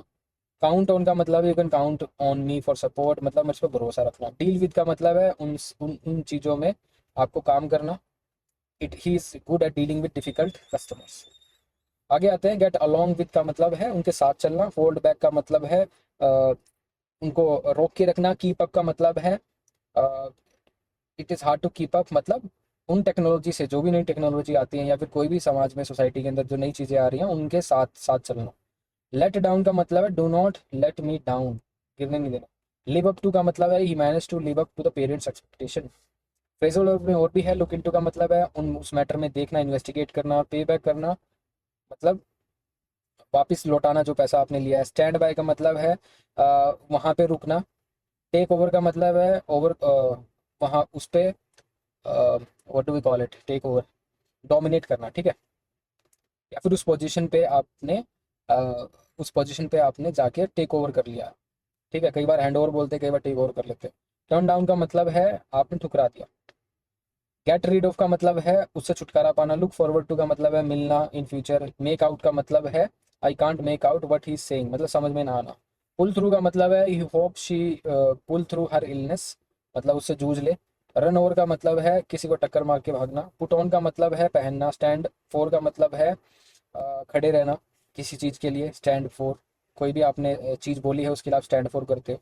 टेक ऑन का मतलब है एक्स्ट्रा रिस्पॉन्सिबिलिटी लेना। थ्रो अवे का मतलब है फेंक देना। और do not utilize the valuable opportunities. उसके बाद है वियर आउट का मतलब है जल्दी थक जाना। ठीक है। या फिर वियर आउट का मतलब है कोई आपने कोई चीज़ ली है सपोज, और वो जो चीज़ है वो ख़राब होने लगी है जल्दी। शूज़ लिए हैं आपने, कपड़े लिए हैं, वो वियर आउट हो गए, उसमें से धागे निकलने लगे, शूज़ का कपड़ा फट गया, ये सारी चीज़ें। और देखते हैं ब्रेक इन का मतलब होता है तोड़ के अंदर आना, ठीक है, घर का ग्लास या डोर जो भी है। कम अप विद मतलब किसी यूनिक आइडिया के साथ सामने आना। Get up, we can get up with what we have. Get up का मतलब है we can get by with what we have, get by मतलब उसी से काम चलाना। लुक ओवर का मतलब है please look over the report before submitting it, उसको अच्छे से देखो, लुक ओवर, कोई मिस्टेक तो नहीं हो गई है। सेट ऑफ का मतलब है फिर set of early in the morning, जल्दी निकलना। सेट ऑफ का मतलब है निकलना। Account for, he could not account for the missing money, okay, उसका उसके पास कोई हिसाब किताब नहीं है। ब्रेक आउट का मतलब है अ, एकदम से, जैसे फायर ब्रेक आउट, एकदम से होना, ब्रेक आउट, वहां पे आग लग गई, ठीक है। कॉल इन का मतलब we have to call in an expert, बुलाना। कट डाउन का मतलब है चीज़ों को कम करना। गेट अराउंड का मतलब है कोई चीज़ जो हो रही है आसपास में उससे रूबरू रहना। अब आते हैं एरर करेक्शन, ये बहुत इंपॉर्टेंट पार्ट है, ठीक है। इसके बहुत सारे क्वेश्चन होंगे, इसको हम देखते हैं जल्दी। पहला क्वेश्चन आपके सामने है, he is junior than me. जब भी आपको ये जूनियर, इन्फीरियर, सुपीरियर ऐसे आप यूज़ करते हो तो उसमें आप टू का यूज़ करते हो उस पर्टिकुलर एडजेक्टिव के बाद, ठीक है। उसके बाद आता है I prefer tea than coffee. तो यहाँ पे भी आप जब प्रेफर जो वर्ब यूज़ कर रहे होते हैं, इस प्रेफर वर्ब के साथ आप क्या यूज़ करते हो, एक टू का यूज़ करते हो, ठीक है। Prefer to. The number of student are increasing. अब यहाँ पे ध्यान से देखो, number of students are increasing, इसमें आपको क्या लगता है क्या प्रॉब्लम है? द नंबर ऑफ स्टूडेंट्स यहाँ पे आर इंक्रीजिंग नहीं होगा, इज इंक्रीजिंग होगा। सब्जेक्ट वर्ब एग्रीमेंट का प्रॉब्लम है इसमें, ठीक है। द नंबर सिंगुलर है तो यहाँ पे वर्ब आएगी जो सिंगुलर आएगी, आपने यहाँ पे आर यूज कर लिया जो कि गलत है। Each of the boys were given a prize, each जो है सिंगुलर होता है लेकिन यहाँ पे आपने अगेन वर जो है प्लूरल यूज कर लिया जो कि गलत है। Each of the boys was given a prize. आप लोगों को लगता होगा जो इमीडिएट है बॉय स्टूडेंट है इसके हिसाब से वर्ब यूज हो रही है, नहीं, ये तो इस ऑफ का ऑब्जेक्ट बन जाते हैं, ऑफ प्रेपोजिशन का मेन सब्जेक्ट तो ये है, द नंबर और ईच। अब इसका देखते हैं नीदर, ये भी क्या है, singular. Neither of the two boys have returned, तो यहाँ पे भी आप क्या करना है, नीदर के साथ भी आप सिंगुलर वर्ब का यूज करो, ठीक है। आगे आ जाते हैं। The police is investigating the case. ध्यान से देखो, police is investigating the case, इसमें क्या प्रॉब्लम है? द पुलिस जो है अगर पूरा डिपार्टमेंट ही उसके लिए रिस्पॉन्सिबल है तो वहाँ पे हम इसको प्लूरल मानते हैं, ठीक है। तो the police are investigating the cases. Next is my elder brother is taller than me. Okay, my elder brother is taller than me, comparison हो रहा है उसके एल्डर ब्रदर में और उसमें। मी जो ऑब्जेक्टिव केस यूज कर लिया वो गलत है, आपको यहाँ पे इसका नॉमिनेटिव केस यूज करना पड़ेगा, आई, ठीक है। इसके साथ हम देखते हैं, she always avoid to talk to strangers, ठीक है। She always avoid to talk to strangers, तो इसके अंदर आप क्या करेक्शन करने वाले हो? शी ठीक है, ऑलवेज एडवर्ब है, अवॉइड टू इसके साथ जो आप यूज करने वाले हो ना उसमें प्रॉब्लम मिलेगी। तो यहाँ पे अवॉइड जो वर्ब है उसके बाद आप जेरेंड लिखते हो, क्या लिखते हो, जेरेंड, ठीक है, जेरेंड लिखिएगा। ये टू टॉक इन्फिनिटिव है, उसको जेरेंड फॉर्म में आपने लिख दिया टॉकिंग। नेक्स्ट है, if I was a bird I would fly. ये हाइपोथेटिकल सिचुएशन है, हाइपोथेटिकल सिचुएशन में जब भी आप यूज करते हो तो उसमें आप वर का यूज कीजिए, सेकंड फॉर्म यूज करते हैं उसमें, वर्ब की सेकंड फॉर्म यूज करते हैं, ठीक है।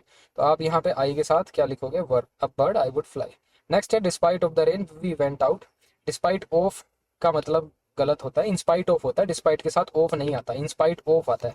तो डिस्पाइट का मतलब ही वैसे तो इंस्पाइट ऑफ है, डिस्पाइट आप देखोगे इंस्पाइट ऑफ होता है इसका मतलब, ठीक है। अगर इंस्पाइट ऑफ लिखा होता तो ठीक है, लेकिन डिस्पाइट के साथ ऑफ नहीं लगता तो आपको ऑफ हटा देना है, ठीक हो जाएगा। नेक्स्ट है, फर्नीचर्स आर एक्सपेंसिव। फर्नीचर्स क्या है, वैसे तो अनकाउंटेबल नाउन है, अनकाउंटेबल नाउन को सिंगुलर उसमें लिखना पड़ेगा, आपको सिंगुलर वर्ब यूज करनी पड़ेगी। उसके बाद देखते हैं, the principal and director are present, ठीक है। तो principal and director are present. अब प्रिंसिपल डायरेक्टर जब एक ही हैं तो उसके लिए आपने प्लूरल वर्ब क्यों यूज की है, गलत है। एक ही के लिए यूज हुआ है तो इसका मतलब इस जो है सिंगुलर वर्ब यूज कीजिएगा। प्रिंसिपल और डायरेक्टर एक है, अगर वो एक ही पर्सन है, अलग अलग है तो आर ठीक है। I am hearing a strange noise, आप ध्यान से सुनो, I am hearing a strange noise. तो इसका मतलब ये जो वर्ब्स होती हैं जिसमें ये इंटेंजिबल सी वर्ब्स होती है जिसके अंदर कोई एक्शन तो होता नहीं, लेकिन ये एक हिसाब से आपको वो दिखाती है, उसको एग्जैक्टली अभी याद नहीं आ रहा, जिसके अंदर फीलिंग हो, जिसके अंदर कोई सेंसेस हो, ठीक है। तो उसको आप कंटिन्यूस फॉर्म में ना लिखिए, I hear a strange noise, directly आप उसको प्रेजेंट इंडेफिनिट टेंस के अंदर लिख दीजिए। Next is, she is suffering from fever since 3 days। ठीक है, वो 3 दिन से फीवर में से जूझ रही है, तो ये इसका क्या हो गया, क्वेश्चन हो गया। अब she is suffering from fever since 3 days, तो सिंस हो गया पॉइंट ऑफ टाइम, उसके बाद 3 दिन भी लिख दिया, तो 3 दिन से तो वो सफर कर ही रही है, तो 3 दिन का आपको कंप्लीशन दिखाना पड़ेगा, कंप्लीशन दिखाना पड़ेगा तो परफेक्ट टेंस में, और अभी भी वो सफर कर रही है तो मतलब परफेक्ट कॉन्टिन्यूस में बनाना पड़ेगा, शी हैज बीन सफरिंग। ठीक है, neither of the students are ready, दोबारा से देखिए नीदर के साथ आप इज का यूज कीजिएगा, ठीक है, सिंगुलर होता है ये, neither of the students is ready. Next is she writes good, ठीक है, गुड जो है वो एडजेक्टिव होता है, लेकिन यहाँ पे आपको किसकी जरूरत है, एडवर्ब की, so she writes well, well adverb होता है। He is a honest man, यहाँ पे आपको एन यूज करना पड़ेगा, ठीक है, ऑनेस्ट जो इनके साथ होता है इसमें वोवेल साउंड आती है, तो हम इसमें एन यूज करोगे। द न्यूज आर डिस्टर्बिंग, अब यहाँ पे अगर न्यूज़ की बात हो रही है तो डायरेक्टली आप क्या यूज़ कर सकते हो, इज यूज़ कर सकते हो। द न्यूज़ जो है, ये द न्यूज़ एक पर्टिकुलर न्यूज़ के बारे में बात हो रही है, तो द न्यूज़ इज डिस्टर्बिंग होगा, आर नहीं होगा। Next is he laid on the bed for hours, ठीक है, वो बेड पे लेटा रहा घंटों के लिए, ठीक है, तो इस केस में आप क्या लिखोगे, देखिए 2 वर्ब होती है, लाई और ले, ठीक है, लाई का मतलब होता है रखना, ले का मतलब होता है लेटना, खुद ब खुद, ठीक है, लाई का मतलब होता है रखना, ले का मतलब होता है लेट जाना, ठीक है, तो लाई सेकंड फॉर्म क्या होती है इसकी, लाई, लेड, ठीक है, और लेड, लेकिन यहाँ पे जो आपने यूज किया ना ये गलत यूज किया माय डियर, ही यहाँ पे ले होगा, ही ले on the bed for hours, वो लेट गया बेड पे घंटों तक, रखा नहीं था उसको बेड पे। लाई जो है ट्रांजिटिव वर्ब होती है, ध्यान रखना, लाई जो है ट्रांजिटिव वर्ब होती है, उसमें एक्शन होता है, कोई डूअर होता है। ले जो है इंट्रांजिटिव वर्ब होती है, वो खुद ब खुद हो जाती है, उसमें हैपनिंग होती है। ही ले on the bed for hours, वो खुद ब खुद लौटा, उसको किसी ने लुटाया थोड़ी ना। Next is every one of the student have passed, अब every one of the student, every one के लिए आप क्या यूज करोगे, सिंगुलर वर्ब, ठीक है, every one of the students have passed.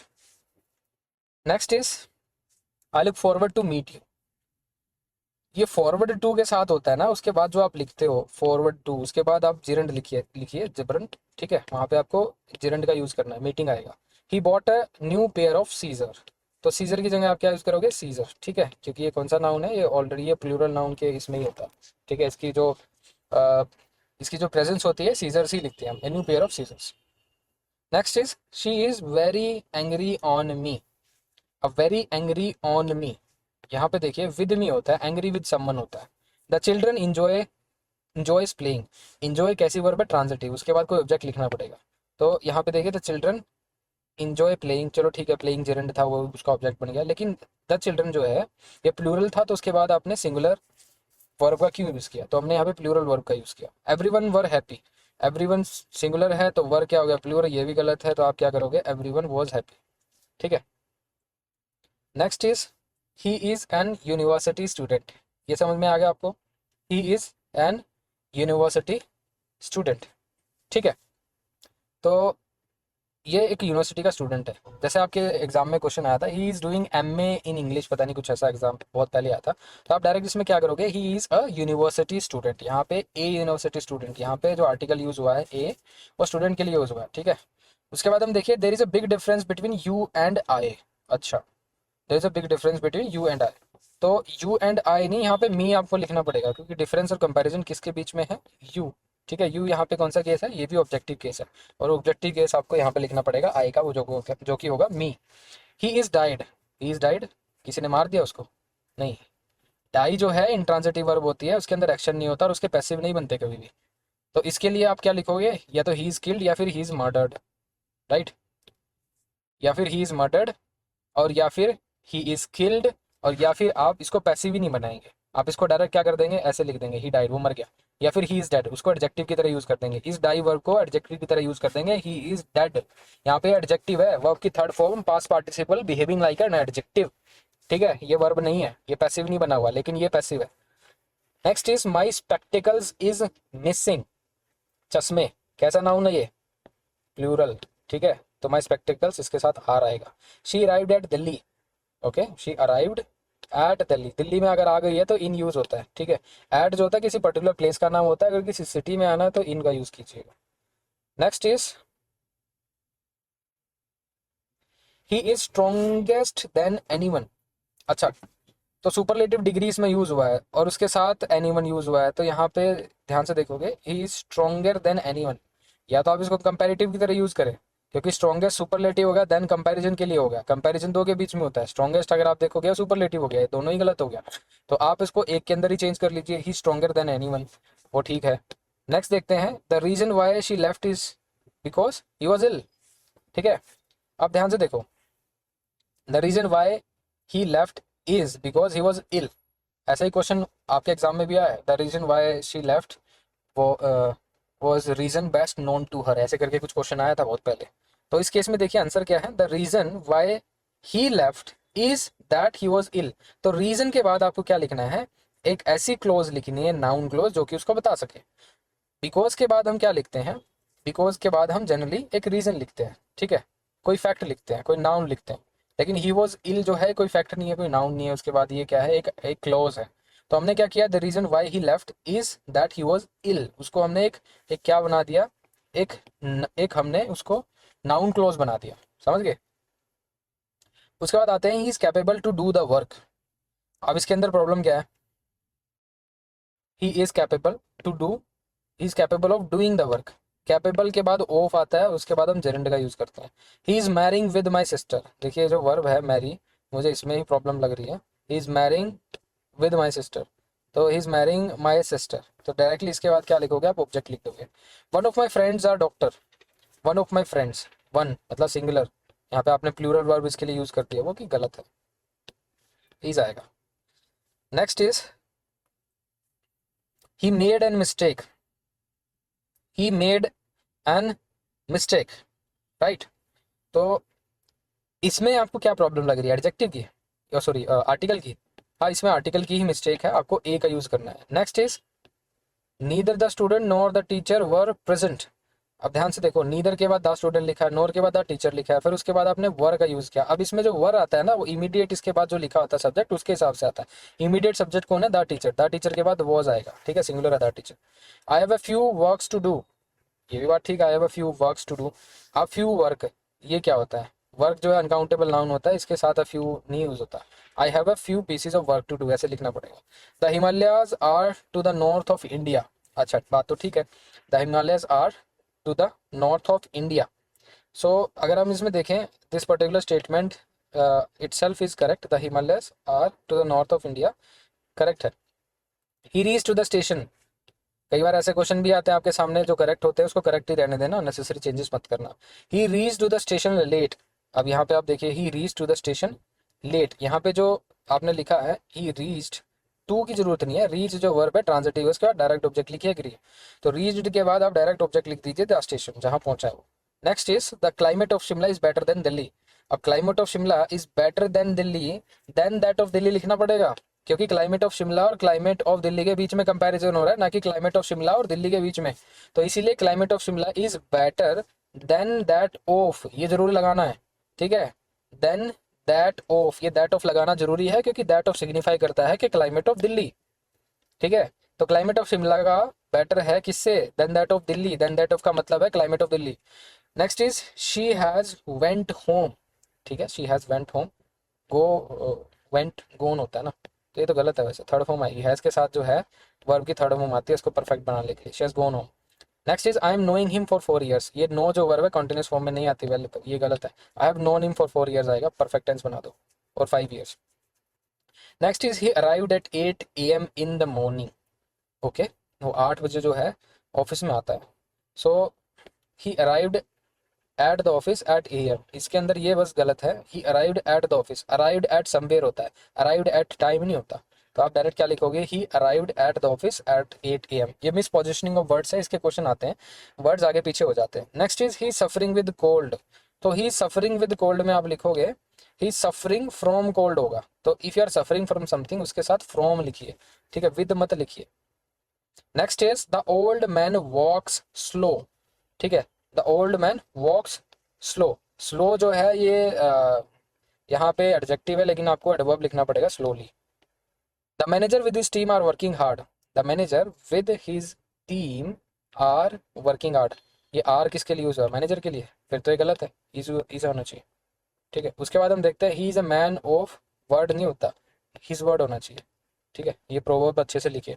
I went to abroad for higher studies, तो went to abroad for higher studies, तो यहाँ पे वेंट अब्रोड आएगा डायरेक्ट, टू नहीं होगा, went abroad, right. I went abroad for higher studies.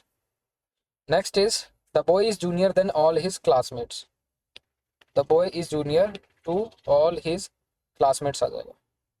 Next is she has good command on English, she has good command on English. इसमें क्या error दिख रहा है आपको? ऑन इंग्लिश नहीं होगा, ऑफ इंग्लिश होगा। She has good command of English. Next is the cat and dog is fighting, दो लड़ रहे हैं ना, आर यूज कीजिए। The he is elder than his brother, then he is elder than his brother, okay. इसमें क्या problem दिख रही है आपको? ही इज एल्डर नहीं होगा, यहाँ पे ओल्डर होना चाहिए, एज की बात हो रही ना। He is elder to his brother, अच्छा एल्डर तो ठीक है, देन नहीं होगा, यहाँ पे टू होगा। He is elder to, he is elder to his brother, older भी आ सकता है, is older to his brother, he is elder to his brother. लेकिन यहाँ पे सही तो होगा, देन को ड्रॉप करके आप टू का यूज कीजिएगा। She divided the sweets among the two boys, among तो होता है दो से ज्यादा के बीच में, अगर दो के बीच में बांटना तो बिटवीन का यूज कीजिए, अगर दो से ज्यादा में बांटना तो अमंग का, ठीक है। तो यहाँ पे बिटवीन की जरूरत है। I have read the book yesterday, point of time कब का है? पास्ट का। और टेंस क्या लिख रहे हो? प्रेजेंट, गलती होगी ना, पास्ट का लिखिए। I read the book yesterday. Next is he is died from cancer, दोबारा से वही मिस्टेक हो रही है। ये वर्ब का टेंस जो है, ये वर्ब को पैसिव में नहीं लिख सकते, इज डाइड फ्रॉम कैंसर, या तो डाइड फ्रॉम लिख दीजिए cancer, he died from cancer, खत्म, ठीक है, यही हो जाएगा, ठीक। He died from cancer. The quality of products are क्या है? Good, the quality of the products are good. अब ये जो देखिए आर है, ये किसके लिए यूज हुआ है? प्रोडक्ट्स के लिए, क्वालिटी के लिए? क्वालिटी के लिए यूज हुआ है ना, तो इस लिखिए। क्वालिटी क्या होती है? वैसे भी इंटेंजिबल है और अनकाउंटेबल है, सिंगुलर आएगा ना इसके लिए, वर्ब सिंगल आएगी। He lives in apartment, he lives in apartment, A नहीं आएगा, एन आएगा। If I would have known I would have helped, अगर मुझे पता होता तो मैं हेल्प कर देता था। तो यहाँ पे आपने गलती क्या की है? आई वुड हैव हेल्प्ड, ठीक है, ये तो ठीक है। इफ आई वुड हैव नहीं आएगा यहाँ पे, ये गलत है, कंडीशनल का क्वेश्चन है, अगर यहाँ पे आपको पास्ट परफेक्ट लिखना पड़ेगा। If I had known I would have helped, ये क्लोज कंडीशनल है, समझ गए, पढ़ा रखा है मैंने। She asked me that where I was going, तो उसने मुझसे पूछा कहाँ मैं जा रहा हूँ। She asked me that where I was going, तो इसमें प्रॉब्लम क्या लग रही है आपको? She asked me where I was going, that नहीं आएगा इसमें, क्योंकि दैट तो कंजंक्शन हो गया, वेयर भी क्या हो गया? रिलेटिव कंजंक्शन में हो गया, और प्रोनाउन भी होता है, तो रिलेटिव प्रोनाउन होता है और कंजंक्शन का भी काम करता है, तो यहाँ पे दैट को ड्रॉप कीजिए। She asked me where I was going, ठीक है। लास्ट है the this is one of the best book I have ever read. अब इसमें क्या प्रॉब्लम लिख रही है आपको? This is one of the best I have ever read, अब इसमें बेस्ट बुक है ना, एक ही बुक है, तो कंपैरिजन आप किस में कर रहे हो? बहुत सारों में, तो बुक्स आना चाहिए ना, प्लूरल आएगा। This is one of the best books, right. तो ये था, तो ये आपको स्ट्रक्चर आपके सामने है, one of the superlative plus noun, जो नाउन होगा प्लूरल होगा, राइट। तो this is the key summary and the key takeaway of CAPF grammar में बता देता हूँ क्या है। प्रैक्टिस करने पीवाईक्यू, ये सीरीज आपके लिए बहुत इंपॉर्टेंट है, इससे बहुत कुछ सीख सकते हो आप, जो मैंने आपको अभी तक पढ़ाया है।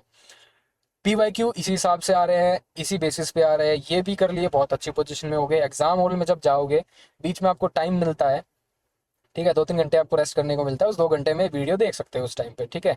फास्ट फॉरवर्ड करके उस वीडियो को देख सकते हो, आपको बहुत फायदा मिलेगा। और इस वीडियो की जो पीडीएफ है, you will get that PDF on the application पे जाइएगा, लिंक मैं डिस्क्रिप्शन में डाल दूंगा, ग्रामर 4.0 का, ग्रामर 4.0 कोर्स में जाना, इस पीडीएफ को वहां अपलोड कर दूंगा, वहां से आप इसको as a ebook access कर सकते हो, ठीक है। डाउनलोड नहीं कर पाओगे, ई बुक एक्सेस कर लोगे, और वहां से आप इसको प्रिपेयर कर सकते हो, जल्दी से गो थ्रू कर सकते हो चीज़ों को।